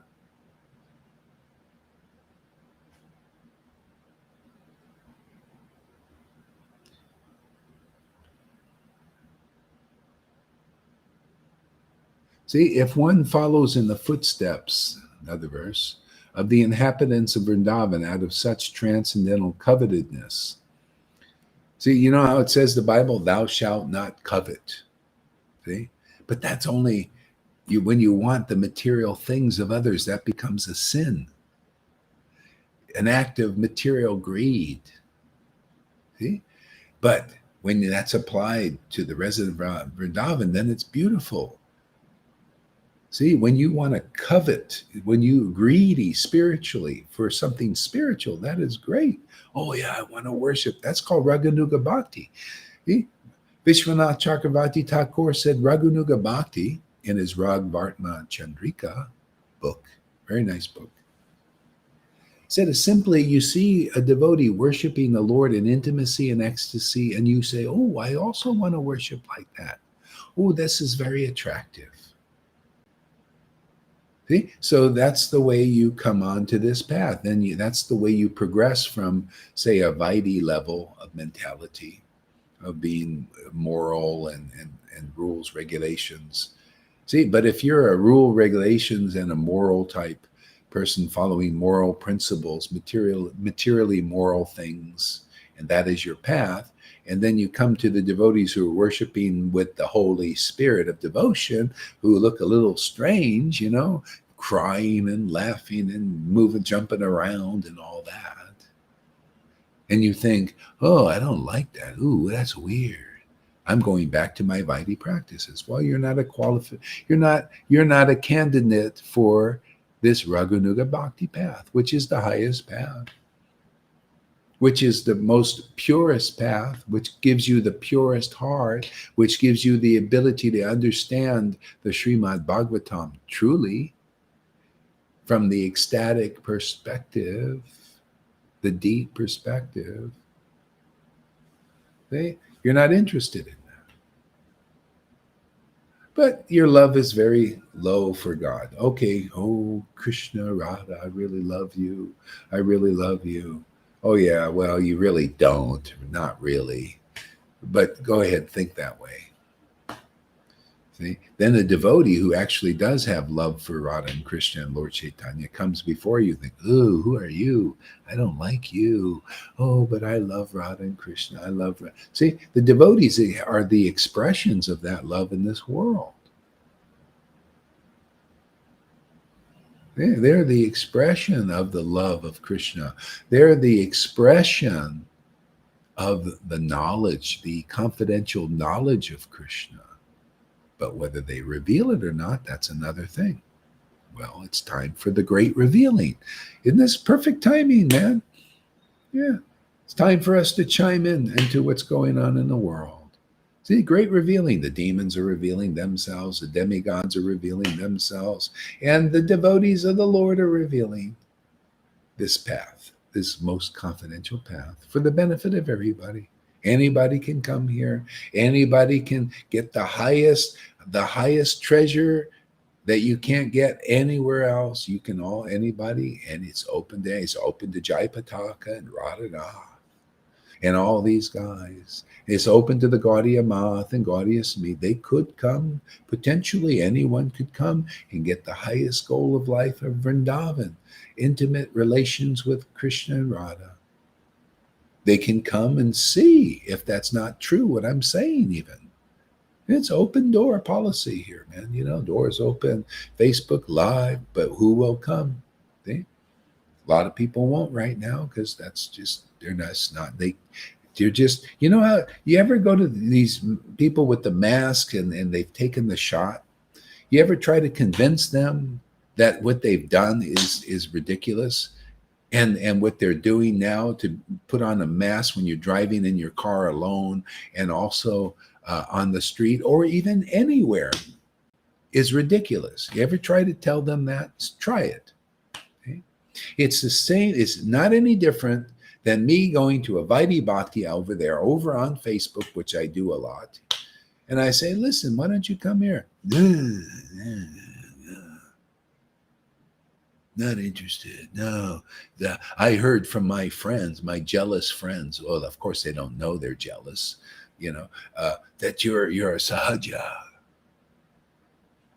See? That's what the world does when you're in Maya, and that's what religion does when you're believing in religious hypocrites. What's the difference between believing in a religious hypocrite who's an idol saying they worship Vrindavan, the ecstasy of Vrindavan, and can deliver you to Vrindavan? What is the difference between them and Bill Gates and Fauci and these politicians who say, take this thing, it's good for you. Put your mask on, it's good for you. It's good for the world. No, it ain't good for you or the world, but you believe it.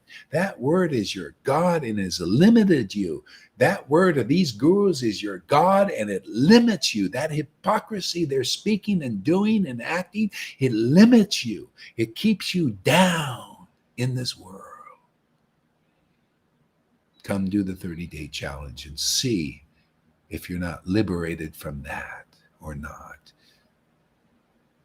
Do you dare to do that? Well, let's see. This word is for you out there who are inspired that Krishna says, ooh, take notice. This word it's different. It's just like the scriptures say. The word of a great sage is not a word of a great sage. The sage ain't a great sage unless their opinion is different than all these thousands of ISKCON gurus, all these hundreds of Gaudiya Samiti gurus and Gaudiya Math gurus. It's got to be different because we get a different result here. Love of God is preached here. Love of God is demonstrated here. Yeah, it's very different. See, it's the verses personified. It got to be like this. Otherwise, how can the verse be manifest? The word has to be manifest. Did you know how the word is? What do you think the Bible was saying? Jesus Christ was the word. Manifest. That's the guru, man. That's the spiritual master. That's the acharya that's going to get you out of this hell called the material universe. Anybody listen? Ooh. Whoa, we preaching today, man.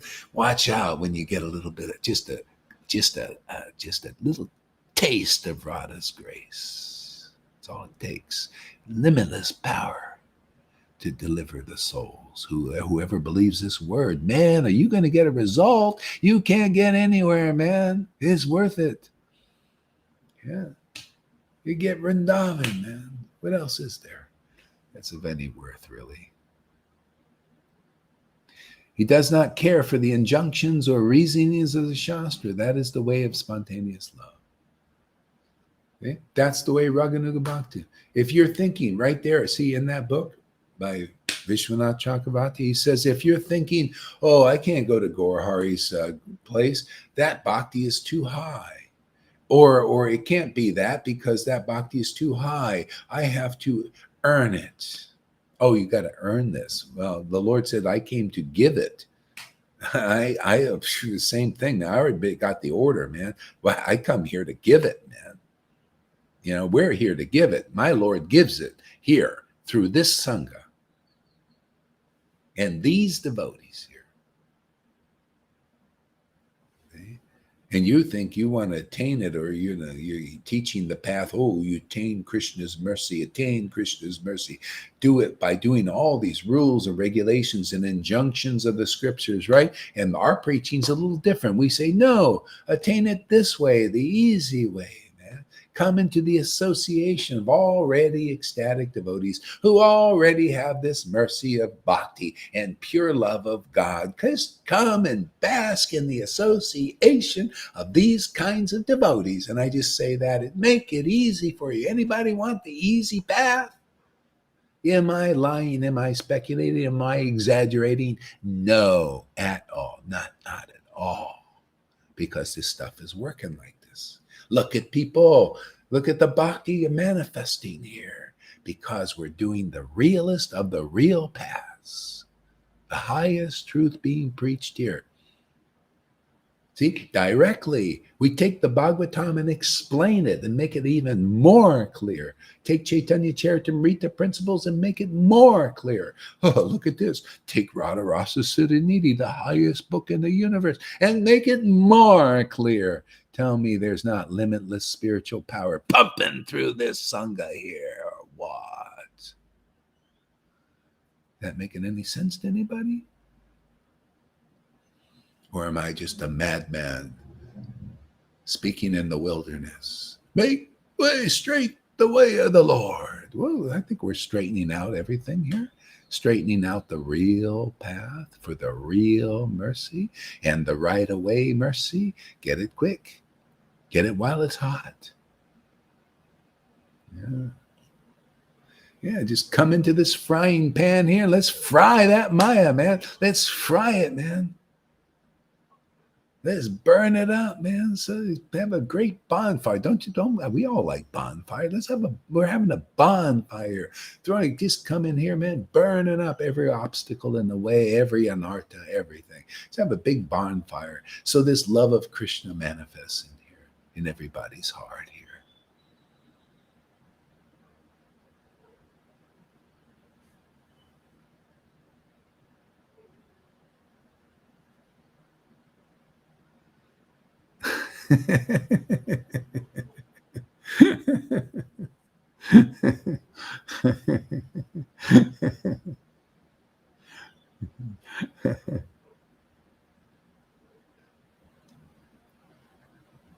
Replying to Johansman, not only is that the easiest and most attractive and natural feeling to do, but it is also the most wonderful association I can imagine. Yeah. Well, if you find any better, let us know. Then we'll all go.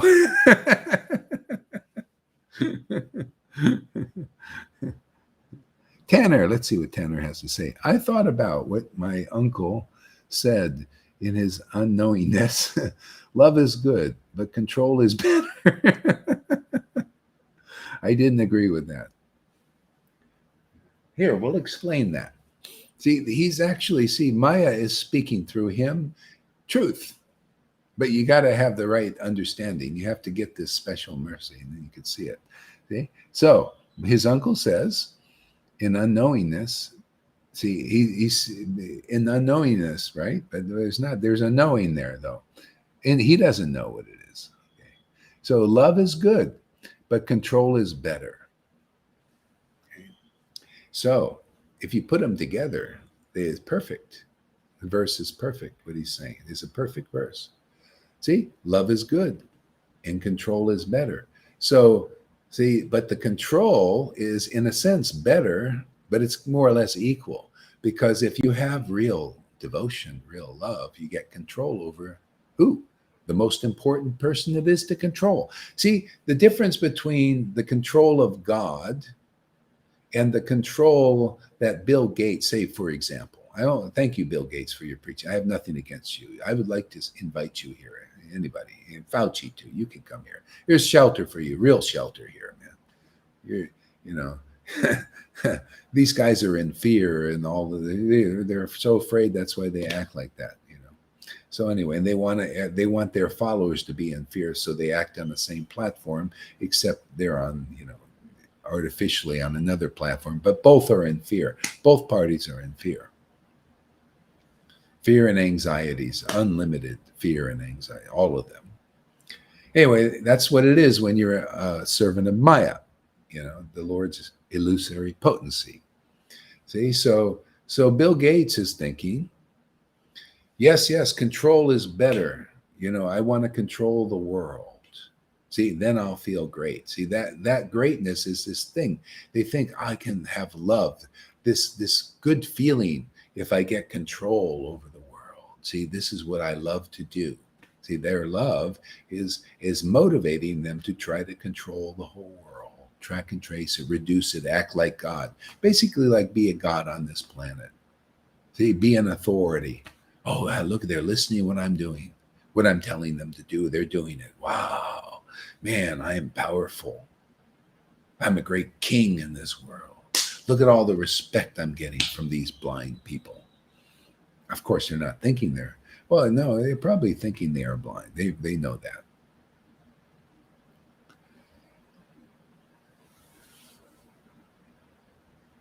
See? So the real way to do this is control comes from love. See, when love of God awakens by getting this mercy, getting this gift, then you get control over what's really important, basically who is really important. And that's the Lord. Because of your love in your heart awakened, the Lord comes to you. Now he just is attracted to come to you. Wow, there's a devotee here who loves me. Oh, you see what comes to you. How does he come to you? He comes to you as the absolute revelation and realization. He comes to you as the real supreme protector of you in this world, even in the world, even physically. He'll give you the intelligence not to get that. He'll give you the intelligence that doesn't do any good. That's just physically. And then he'll lead you spiritually onto the right path. He'll teach you and show you that devotion is the greatest thing. So spiritual master initiates your real spiritual life into this relationship with Radha and Krishna. Initiates it. See, gets it going. Not initiates, wraps a thread around. That's okay for beginners. Oh, let us wrap this material thread around you. Give me that banana. This represents your sin, just like the dry wafer and that unintoxicating grape juice represents the transcendental Lord. But it doesn't really. It's just a symbol, a shadow of the truth.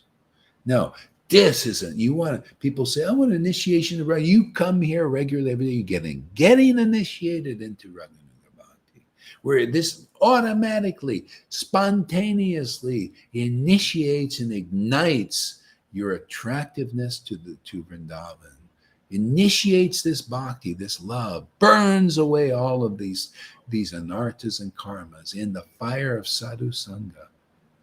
And then you can say, boy, I can relate to Maharaj Parikshit. He just sat before a devotee and heard the topics of Krishna discussed and chanted with him. And simply by that, he went back to God. Boy, I feel that. And also Godhead is coming to me, man. I don't even have to go back anywhere.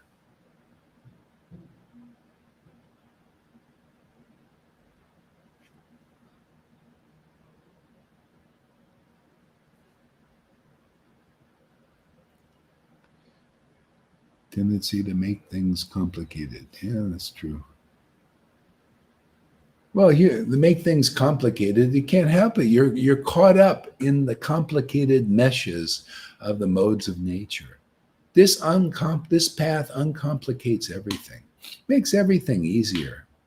Everything. Look at these people who are struggling, to attain Krishna, chanting 16 rounds or 1 lakh. in association of those who have not attained Krishna. So it's harder for everybody. Harder for the gurus. They're a little bewildered themselves. Their followers are a little bewildered, and they're all speculating. They're thinking, well, this is their knowledge. They're acting on this path and in this world according to the limitations of their knowledge. Okay? If any of them, either the leaders or the followers, come here and hear from the devotees who are under the shelter of the dust, they have the shelter, they have the ecstasy, they have that love of God, devotion, ecstatic worship. You come here, your eyes are opened, everything becomes easier. The path is easy. You realize, when you come and then you start chanting in ecstasy, you realize, oh, this is all I need to do is chant the holy name. Now the name is holy to me. It's sacred. It protects me.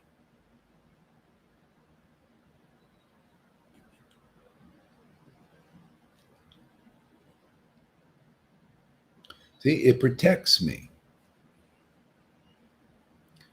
Yeah.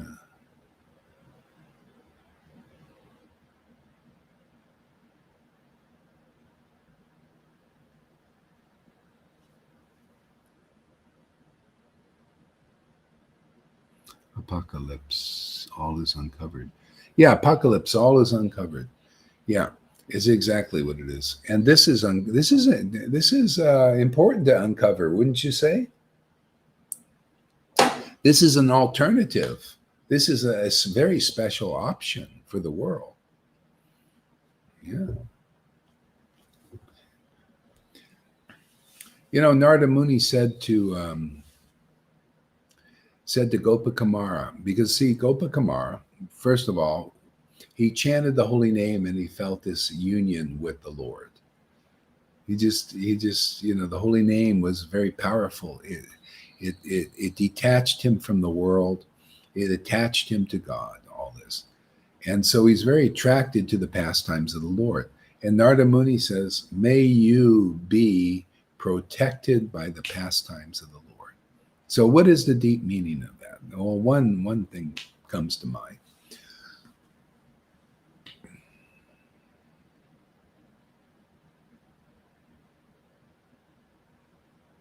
So one thing that comes to mind,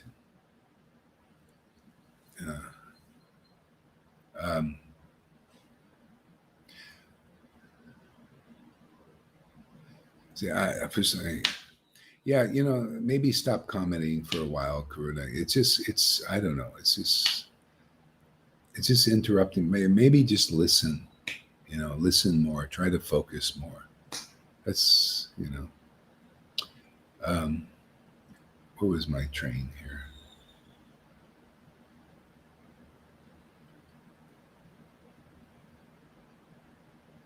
See, I forgot what I was saying. You got to just listen, man. Just listen. That's all I can say. All right. So anyway, let's see where we're at here.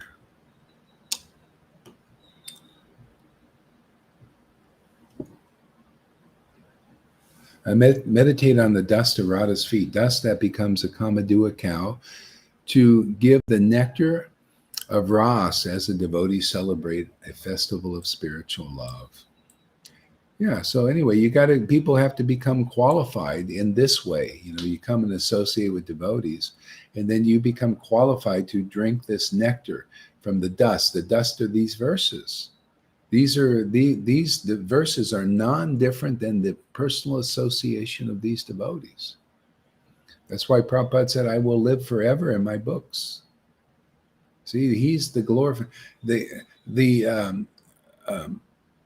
glorification of the sound vibration and the writings of these devotees are these nipples that the devotees drink nectar of this love of Krishna, love of God.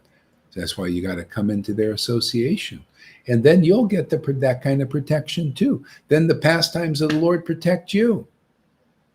You don't need any other method of purification. All you need is just keep on tasting this nectar of loving God, loving God, loving God. It keeps destroying all obstacles, just parts them out of the way. It's the icebreaker. You know, breaking the ice with Krishna.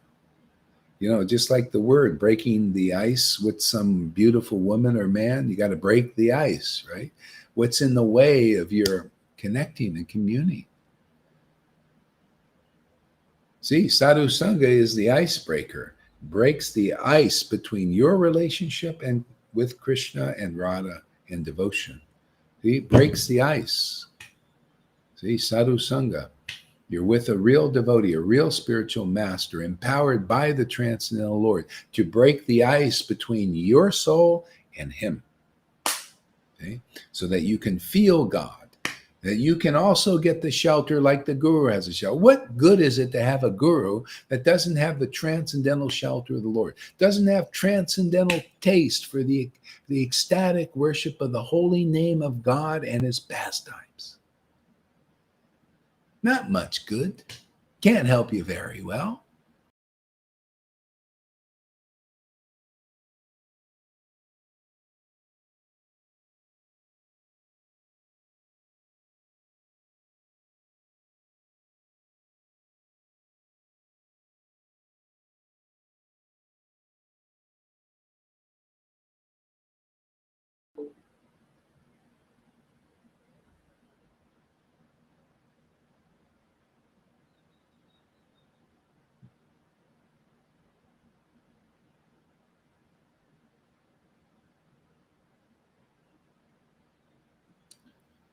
Why did this go like this?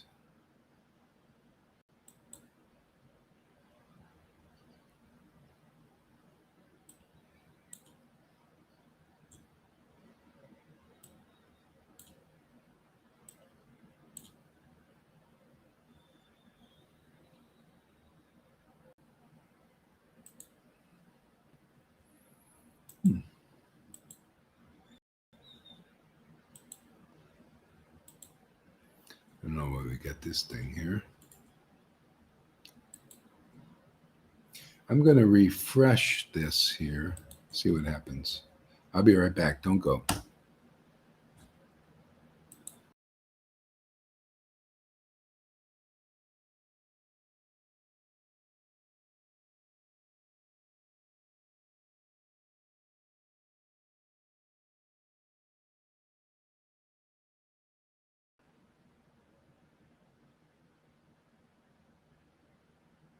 Did it again. Okay. Okay. See if we got to see if this is working. Yeah, can somebody leave a comment if you can hear me? This is doing something funny here.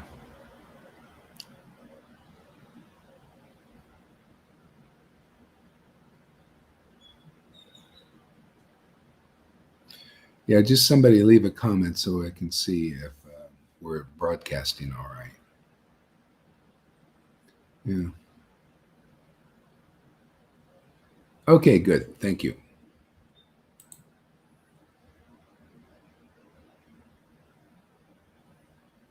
Yeah. So, yeah, and this is fantastic. This is great, man. Thank you, Radha and Prabodhanandana Saraswati, for your mercy. Let's see what else we can get here. All right. Yeah, the internet's been pretty good here. Okay. Glory to the forest goddess. When wounded by many millions of Kamadeva's arrows, Nanda's son fell.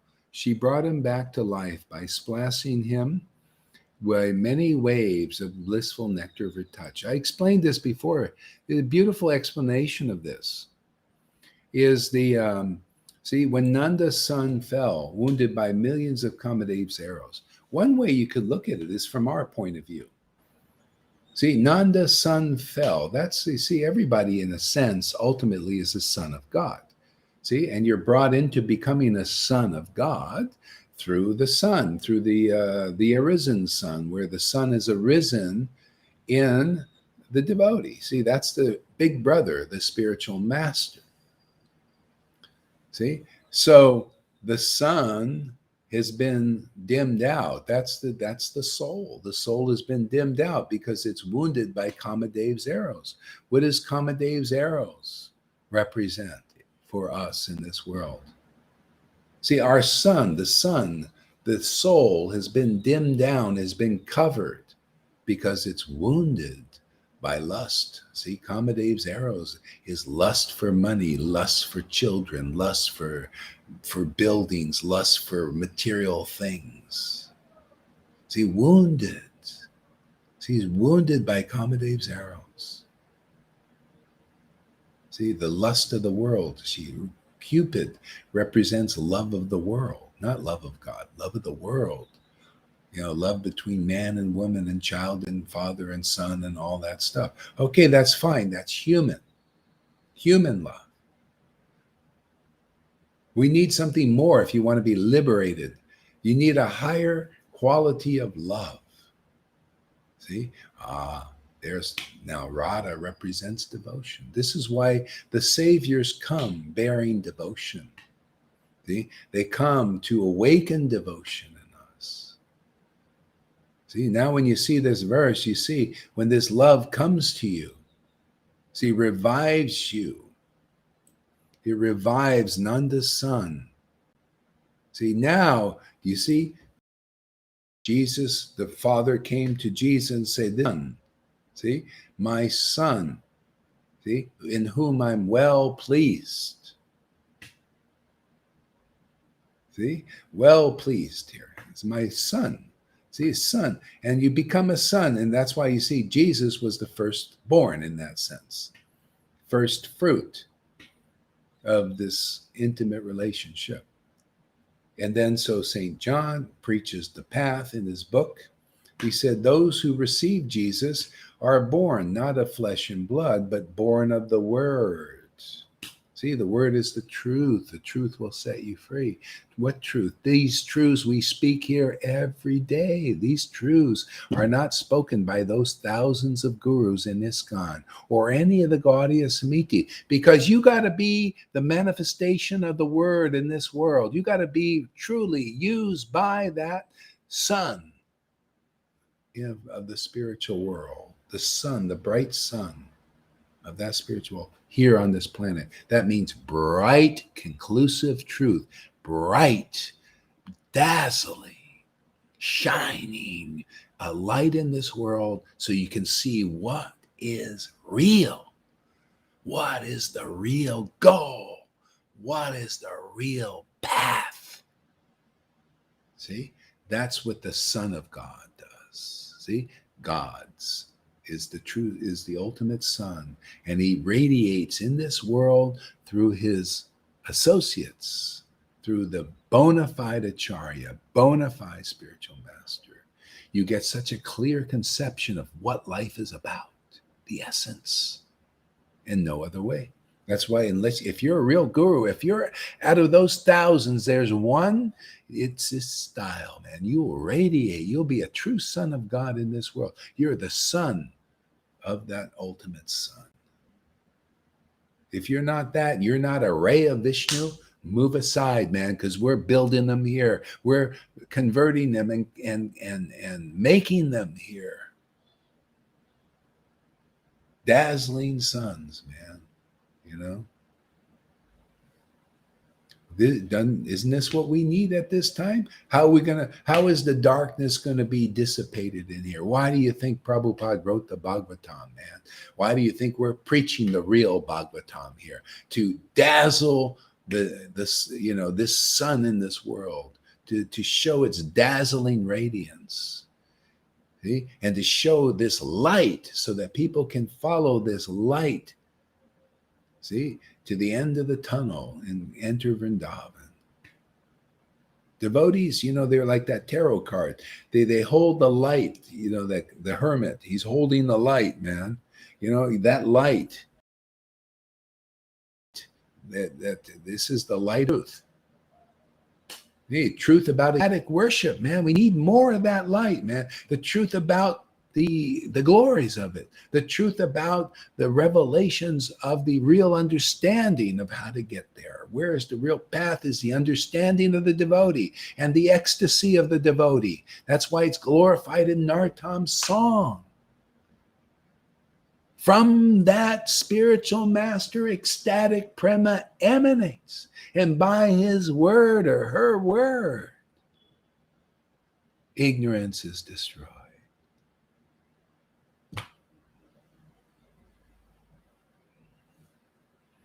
See, and this is a Prabhupada quote. I like this. This is why I love Prabhupada. Say, man, this is blood life.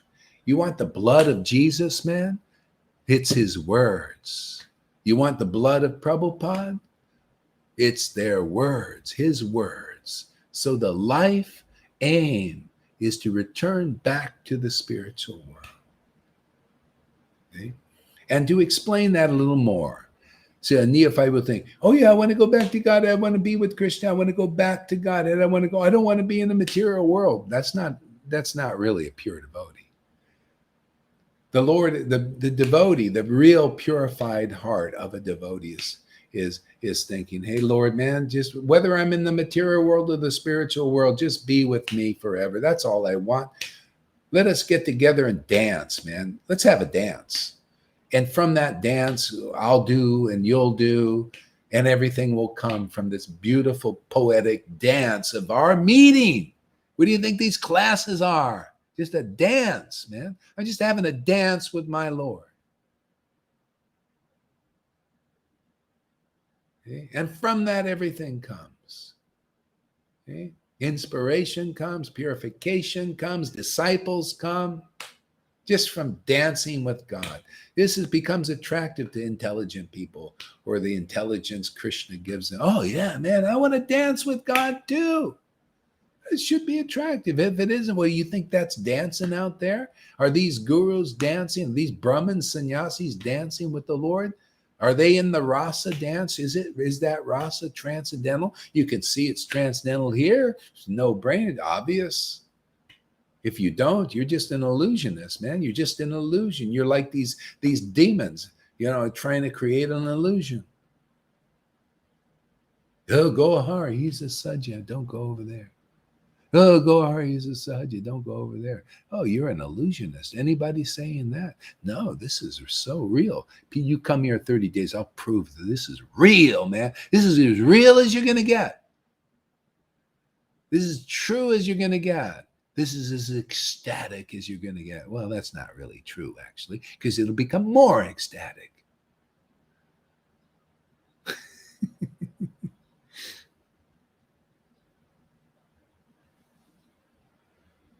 If you want to come on, Tom, and ask your question, you can now.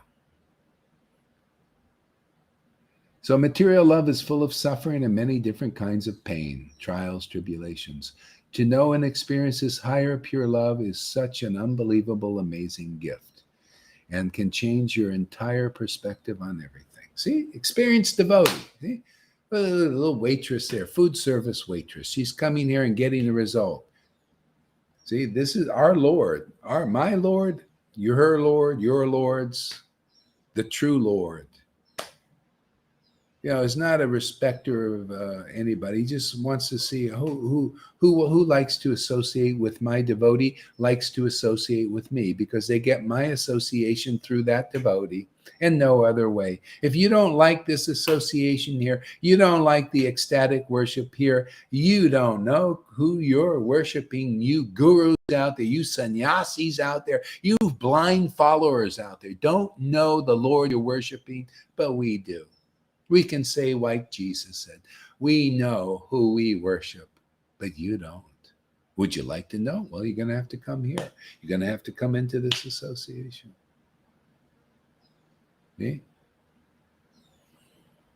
See, we know what it is to be wounded by Kamadev's arrows in this material world. I know. And I know what it is to be revived by being splashed by Radharani's real true love and that grace of being able to take milk from the nipples of a real cow, Kamadua cow, of Prabodhanandana Saraswati Thakur's verses. I know that too. See, that's an experienced devotee. I highly doubt there's any spiritual teacher, guru in that ISKCON or anything like that. If there is, prove it. It's time for the apocalypse. See, apocalypse. Boy, that's an amazing word coming from Krishna. You didn't know the apocalypse is the battle of the lips. Apocalypse. Apocalypse. Apocalypse. We're part of the apocalypse. See, there's things coming from these lips, huh? There's things coming from Fauci's lips. See, it's a battle of the lips. See, this is called lip service, man. They're doing lip service. They got the mainstream media, you know. Kempo, babe, sacrifice. I'll look at that later. Yeah. See, battle of the lips, Tom. That's what it is, isn't it? Battle of the lips. You got Fauci's lips there. You got the mainstream media's lips there going. You got Trump's lips going, Biden's bumbling lips going, and you got our lips going. You got the guru's lips going, man. With battle of the lips, this is the apocalypse situation. This is a great revelation, Tom. Isn't that amazing? Apocalypse. Krishna is really friggin' funny, man. How he puts these things together. Now that is of this whole class, this is the greatest revelation. This is the apocalypse. It's all about lip service, man. People thought it was a bad thing doing lip service. No, actually it can be a powerful thing. We're proving it here. A lot of lip service. That's why kissing's there. It's considered the highest service to Krishna is kissing. But transcendental kissing, you got to get that transcendental lips going, man.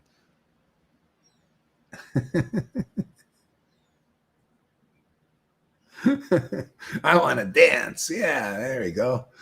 Amy, loose lips sink ships, and Maya is the ship.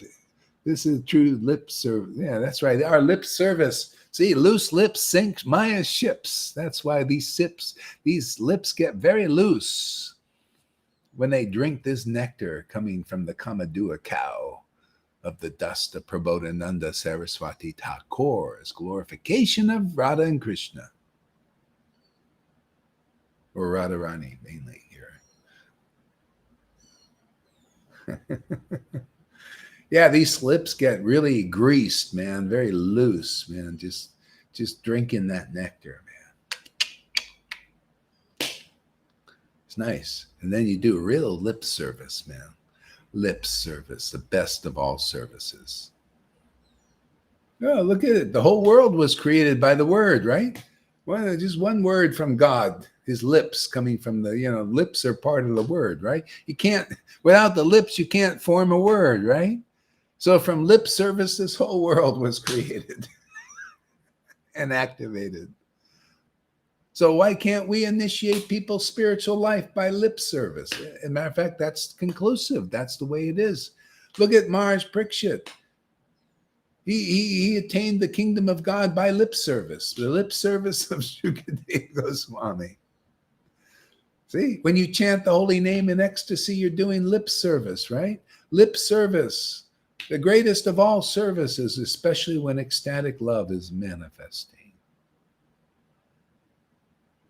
See, lip service. Lord Chaitanya even glorified lip service. He said, those who chant the holy name, he said, are performing 9 processes of devotional service. They're hearing, chanting, remembering, serving, surrendering, padama sevanam, going around, looking at Krishna around the hill. Yeah, paying obeisances, everything is in that lip service to the name. So, hey, man, I didn't know lip service was so important. Why I'm doing lip service to get Tom to hug himself or hug Krishna. Hey, power of lip service to get you to hug Krishna, man. So don't anybody put down lip service. Lip service is a great service when it's done rightly. We're having a battle of lips here, man. It's only a bunch of lips going on here in this world. Battle against Fauci's lips and Bill Gates' lips and Jai Pataka's lips and Radhana's lips. Let's see who lips will win in this battle. It's going to be great. It's going to be awesome. This apocalypse, sir, this service of the apocalypse. It's hard to let this one go. This is a good one, man. Now you can read Chaitanya Charitamrita about the glories of Krishna's lips. Actually, there's a whole chapter on this. Those lips of Krishna. Ooh.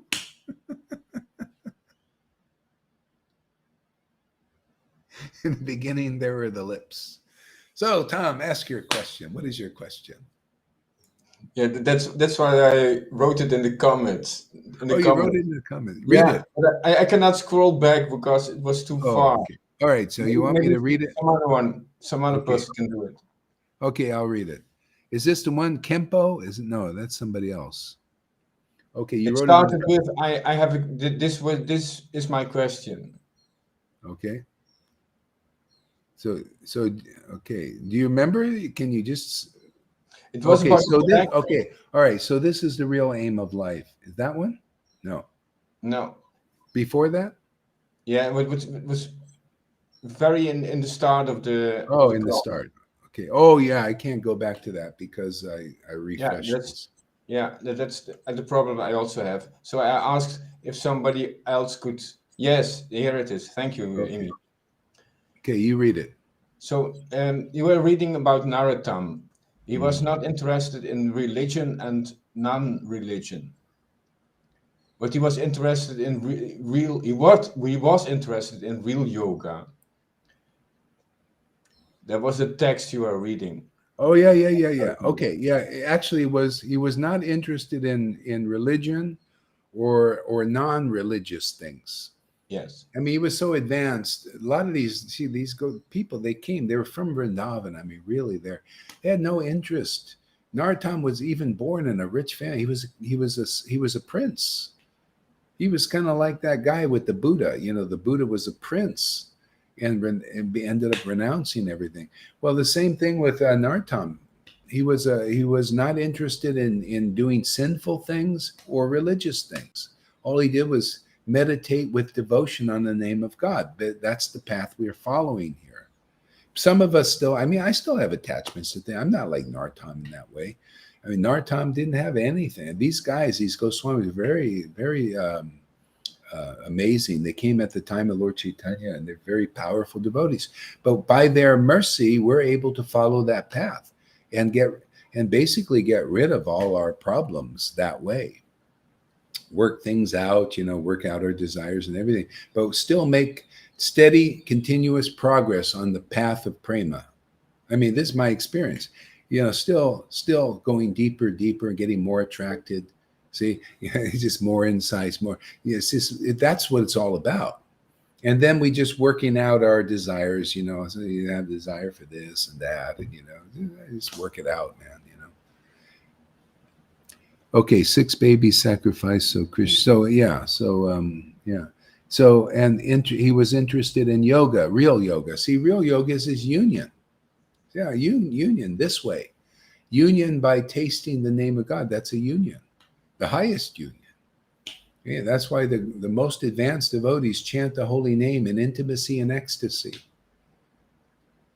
So, and how we prove that that's true, that this is not sahaja.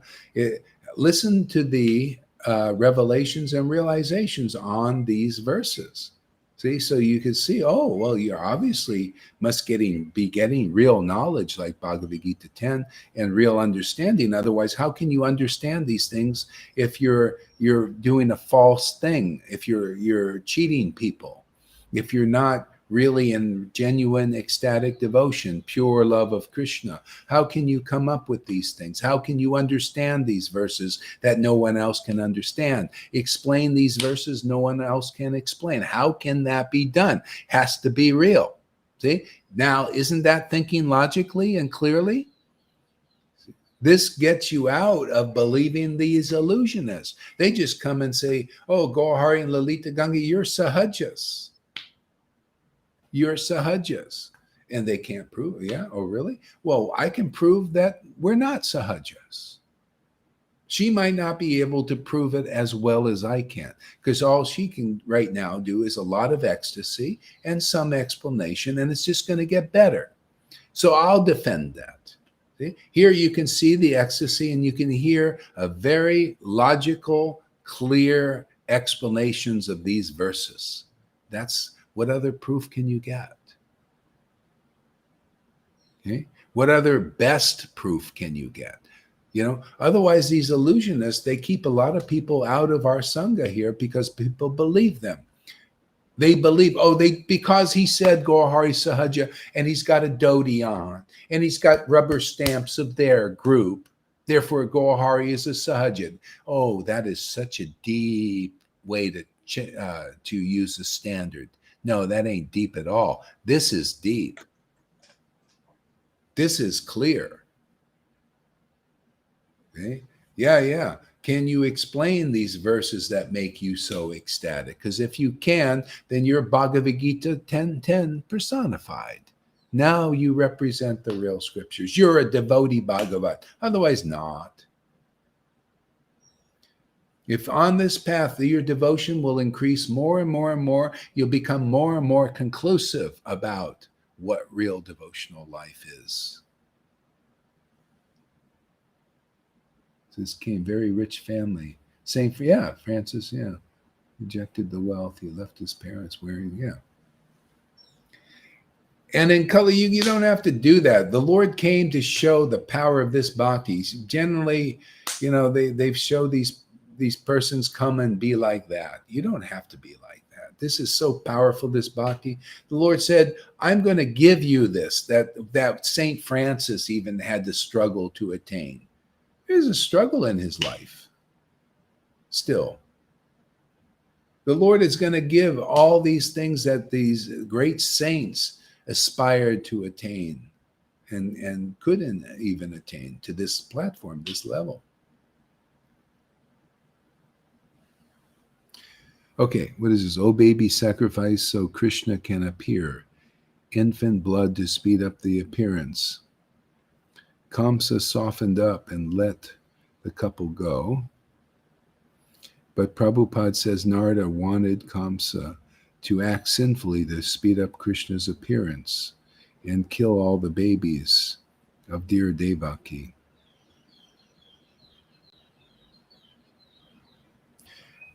Well, yeah, actually, that's why I believe this Kali Yuga has been speeded up too by the technology.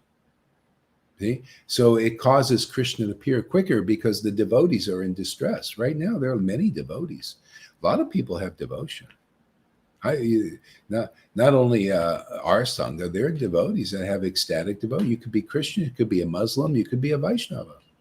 Do you have it? If you have it, you'll understand what I'm talking about. If you don't, then you won't. See, so the reason God came, to the demons and the universe was because one devotee, very advanced, exalted devotee, one devotee, much less a lot of devotees, he came to save the world because of one devotee being put in distress. That's the only way to get the Lord's attention. If his devotee's in distress, he will always wants to take away the distress of his devotees. Okay? The Lord came because of Advaita's distress. Advaita was very distressed seeing the world being immersed in material life only. Very distressed about that. And the Lord came to take away his distress. See, he wasn't even distressed on his behalf. He was distressed on behalf of the world. See?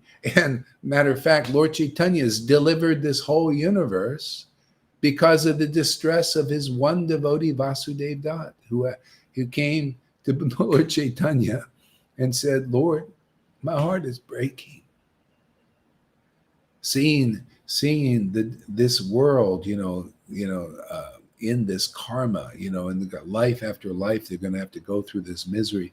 Please transfer all their karma my head. Let me suffer perpetually, forever. Just put it on my head only.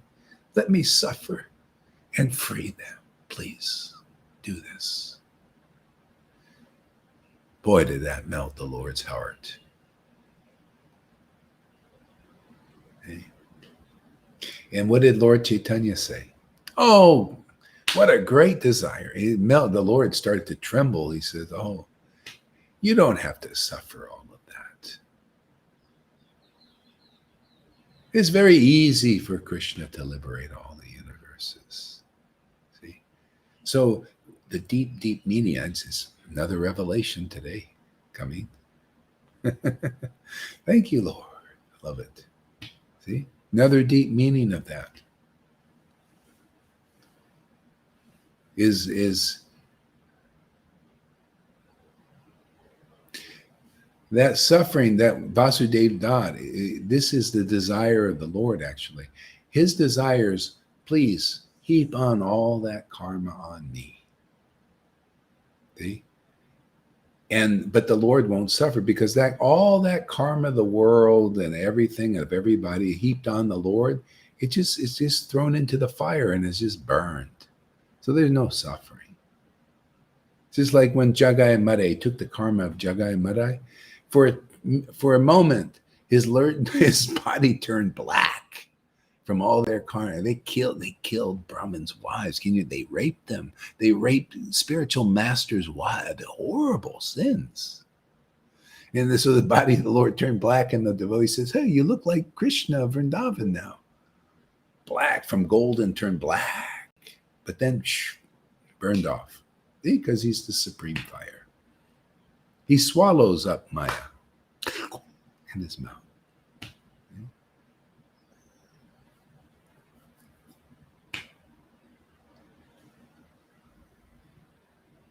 Krishna can do it all, and he brings it at the perfect time. Yeah. Yeah, so this is perfect. Everything's perfect. We have our little role to play here. Yeah. Big role, actually. Maybe the biggest. Who else is going to do this work, man? Can you see anybody else doing this kind of work? I don't know, man. This is real specialist stuff. This is like brain surgery stuff. Heart surgery, alchemy on the highest order, changing material emotions into spiritual emotions. Who's ever heard of such a thing? Sahajas don't use scripture. I remember you reading that once. So how can we be sahajas when you prove all these truths are right in the holy books? Show. Exactly. So that's why you guys screaming sahaja out there, you're not very smart. You're less intelligent. And this proves it. And this, if you're humble, if you truly, Krishna gives you some little shred of humility, you'll admit it. If not, you'll just want it to be victorious in an argument. It means you're just covered with a false egotism.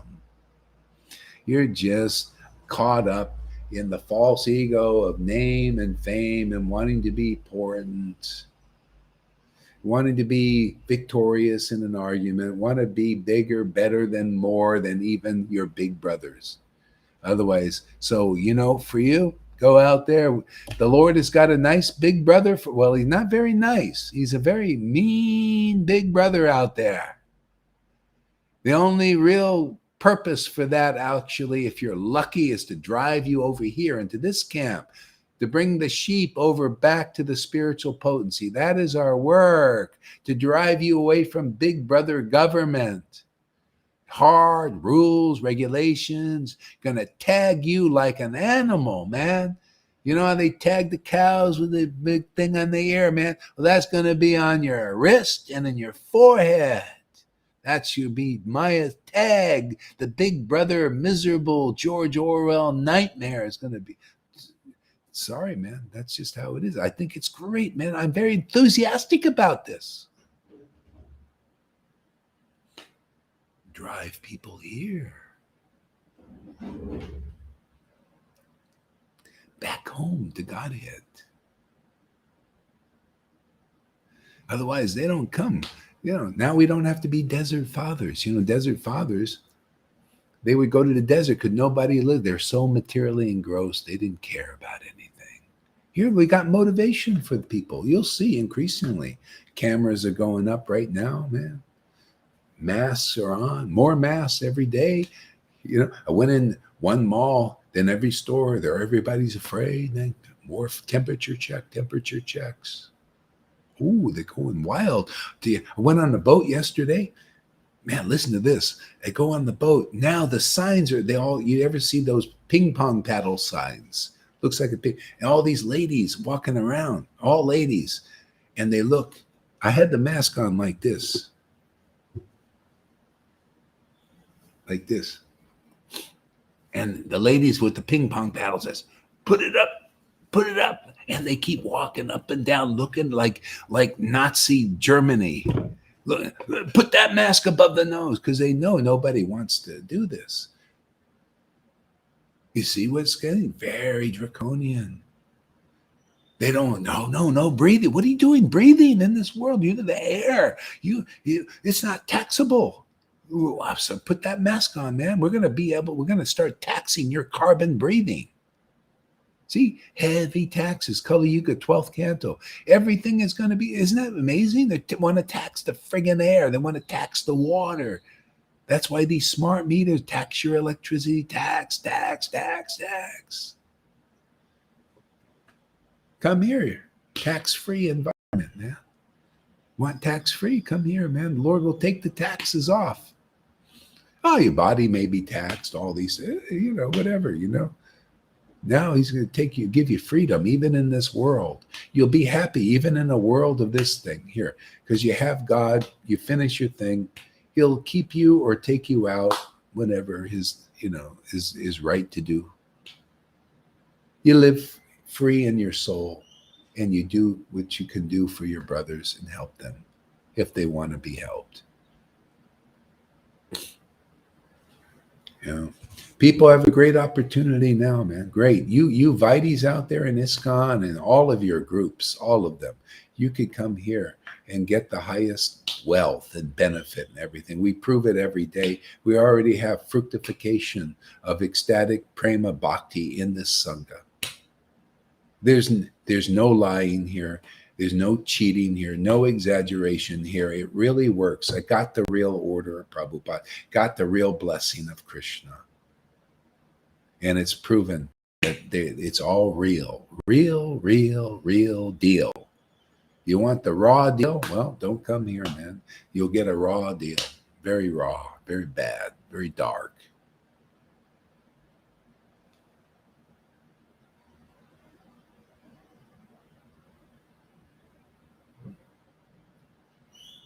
Yeah. So anyway, it's exciting times. Perfect timing and circumstance also. Some countries, places, they are steps ahead and steps behind, all process in the same. Yeah. And basically that's it. The thing is, the Lord gives us so much benefit, so much protection, even in the material world. You don't have to listen to them. You could dodge some of these bullets, and bullets in the form of that stuff. You know that. I mean, you just figure ways out. The Lord will help. He'll help. Even if you end up getting it, so what? I mean, try not to, because it's really it's not a good thing. Oh yeah, yesterday I just hear this more and more. It's all coming out now. I met an elderly couple, and they said, our lives have changed. She says, we took these shots, and our health is so bad now. As soon as we did that, our pain, we stood tremendous pains. And now I went and blood test, and it didn't, terrible things. And our health is really bad. We're so sorry we did this. And hearing this from our friends, they're telling me this. And I'm not the only ones. So all of this is coming to light. See, so Lord will give you protection. Yeah. Can I say something on that? Yeah, go ahead. Yeah. I saw a very simple method. A person, he took one drop of blood of people who got the injections, and he put it under the microscope, and he could just see everything.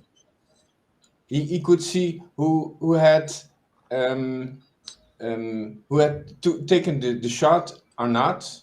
He could see who was polluted by radiation. He could see a lot, just from that. And the people who saw their blood, yeah, and saw the damage, they just had to cry.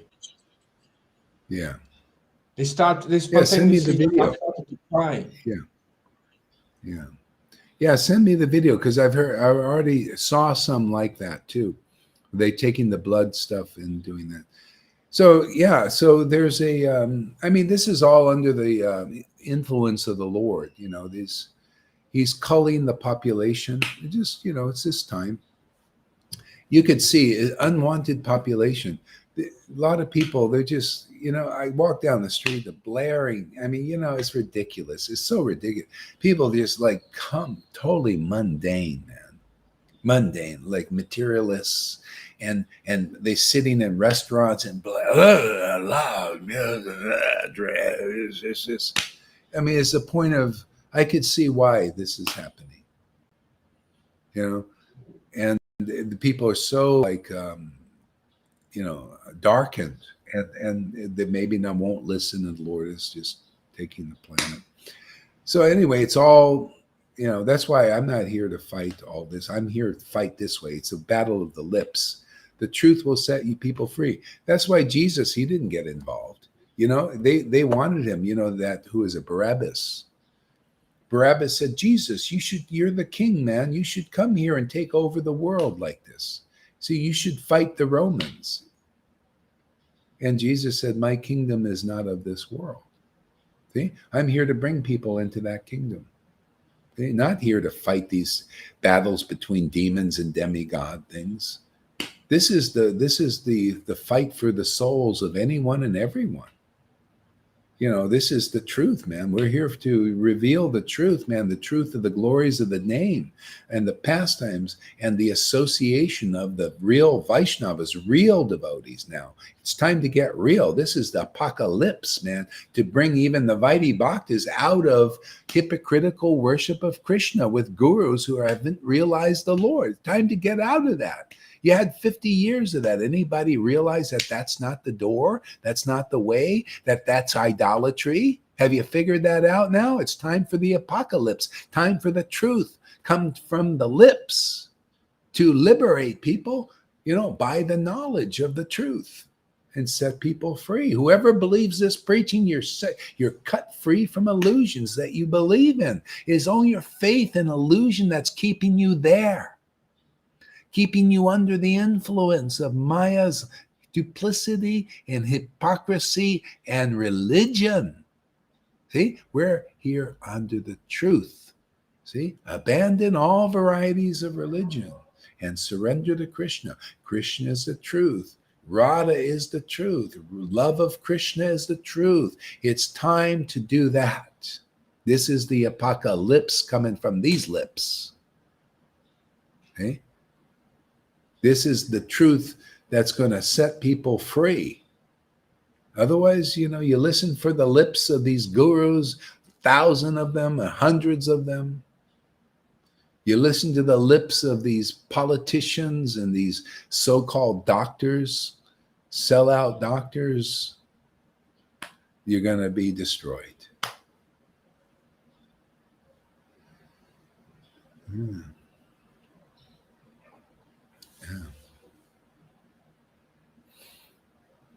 What else, Tom? Anything else you want to say? And I'm so to fight this battle, we have to fight on the level of the soul and not on the superficial levels. Yeah. Yeah, this is the level of the soul, the soul's relationship with the Lord. We wake that up here, make you a son of God in this world. So you show people this is the way of the soul. This is the way of reality. Otherwise, nobody knows. They're all teaching this is the way of the body. This is the way of rules and regulations in religion. This is the way of worshiping the hypocritical persons who say they represent God in the spiritual world, but don't. No, that's not the way. This is the way. Who really represents the transcendental Lord truly, genuinely, ecstatically, truthfully? That's the narrow gate. You see, we keep putting emphasis on the narrow gate. Go through the gate. Broad is the way of destruction. All these slow paths that take many lifetimes, even Narayam Raj's path. Oh, Prema Bhakti, many lifetimes. And it's true. I don't see any signs of Prema in that Sangha. They don't even like this preaching. Look, they won't even let Shamaguri into their Sangha unless they renounce Gaurahari Das's Sangha. So what is that proof of? What is that proof of? Do you see how it works? They say they have purebhakti.com and everything, but they don't like purebhakti.com. Purebhakti.com is coming to them. See, they don't like it. Shows you they don't have it. It's not the real deal. Do you see how it works? The Son is the real representative, the real associate of Lord Chaitanya in this world, the real associate of Jesus in this world. See? And they radiate the truth through their lips. See, through the apocalypse. See, they radiate that. Okay. And then it illuminates the darkness. And then see the darkness comes in. Hey, Gaurahari Das. I'm Radhanath, but I don't like Gaurahari. He told my disciple, he's not a representative of the disciplic line. Oh, really? What's that saying? He's not there. He's not, you followers of Radhanath. You're following somebody who's blind still. Of course, this is the representation of the disciplic succession. And you're saying it's not. Therefore, you are blind. And you've got blind followers because they're believing in your word and not these lips over here. These lips are made for talking.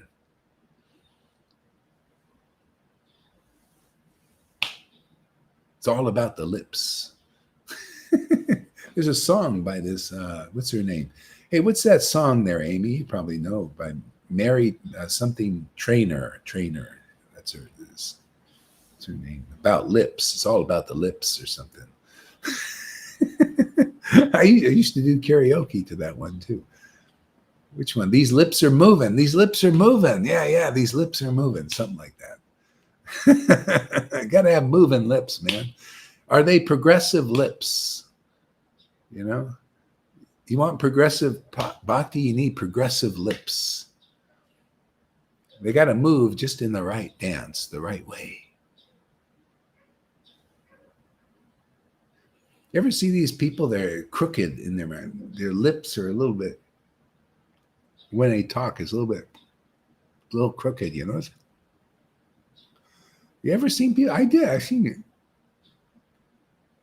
It was like, hey, there's something crooked there, man. See, their mind is a little crooked and their lips become crooked. Body language. Megan Trainor. Yeah, Megan. What is it? What was the name of that song? These lips are moving or something? Yeah. Okay, we'll take a little break now. Thank you very much. It's been an awesome morning, man. Another power-packed punch. Man, really intoxicating punch we had today. See, the punch has to be an intoxicating punch. See, you notice? Punch. See, the more intoxicated you get worshiping Radha and Krishna, the better punch you got in this world. Got to have the punch to do that, though. It's got to be spiked, man. With Radha and Krishna, they're in the ingredients in the punch you're drinking, and then you really pack a punch on Maya, man.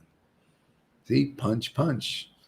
1, 2, punch, boom. See, punch, punch, boom, punch, boom. See, wax on, wax off, wax on, wax off. Punch, boom, punch, boom. That's Krishna consciousness in a nutshell. Drink the Kool-Aid, man. This is cool stuff. This ain't the Kool-Aid of Jonestown, my friends. This is Kool-Aid you'll live here, man. Drink this Kool-Aid, man. It's very cool and very sweet.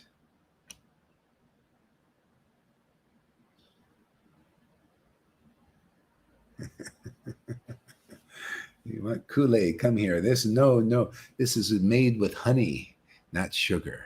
Not that stuff. Make it like this. Honey. Sweet honey, man. From bees, intoxicating bees. See? This honey is produced by devotees, intoxicated devotees. Okay? You got to drink this Kool-Aid, man. This Kool-Aid, you'll live. Otherwise, the shadow is you'll die. The Jonestown thing. You get a lot of Jonestown stuff nowadays. Dear future husband. That's another one. That's another one there. Yeah, you got to give the pow, and then you get the wow.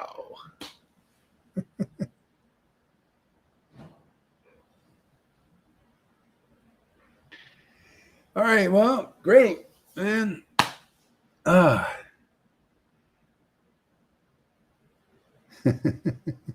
Okay, we'll see you later. Thanks for coming, Tom and Amy and Janakis and Johans and everybody else. And thank you, and we'll be back. Already looking forward to our next meeting. Isn't it nice to have something to look forward to? You don't have to even give that up. Everybody is looking forward to something mundane. Here we're looking forward to something spiritual. Isn't that amazing? Everything is transformed. That's why Krishna consciousness in the right hands is a very natural transition. You look forward to mundane things. Now you start to look forward to spiritual meetings, spiritual awakenings, meetings of Radha and Krishna. See, you have something to look forward to. Everything is just transformed into something more beautiful. You were a worm before and you become a butterfly. See, just turn the light on here. Just flash it, man. The light bulb is here. Charya Mukunda. Oh, hey there. I appreciate your deeds. Oh, thank you. Intermission time. Yeah, intermission. We'll go off on this intermission and come back in an hour or two. I'll take my little walk. We'll have a Japa session. Taste that holy name more. Go deeper in the name. Maybe a little Sankirtan. Let's see. Hare Krishna. Check my little crypto stocks here. Hey,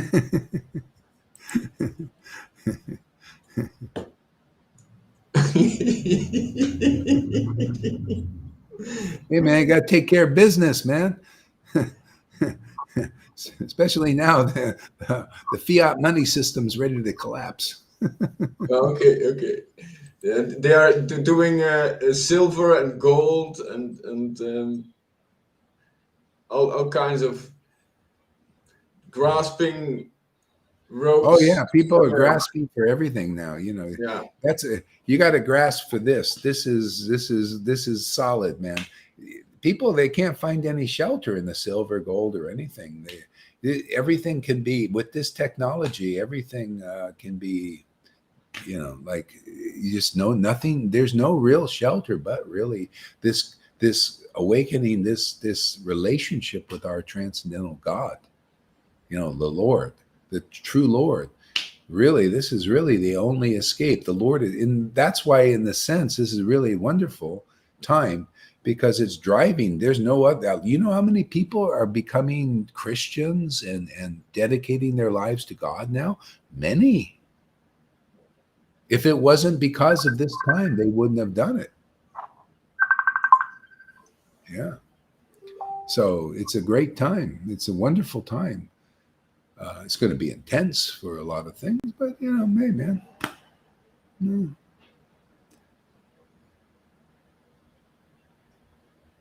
See, you're doing great. The power of Hare Krishna Japa, and to the social level, really great. Yeah, I mean, I just kind of like Prabhupada. He liked to bring everything into cohesion.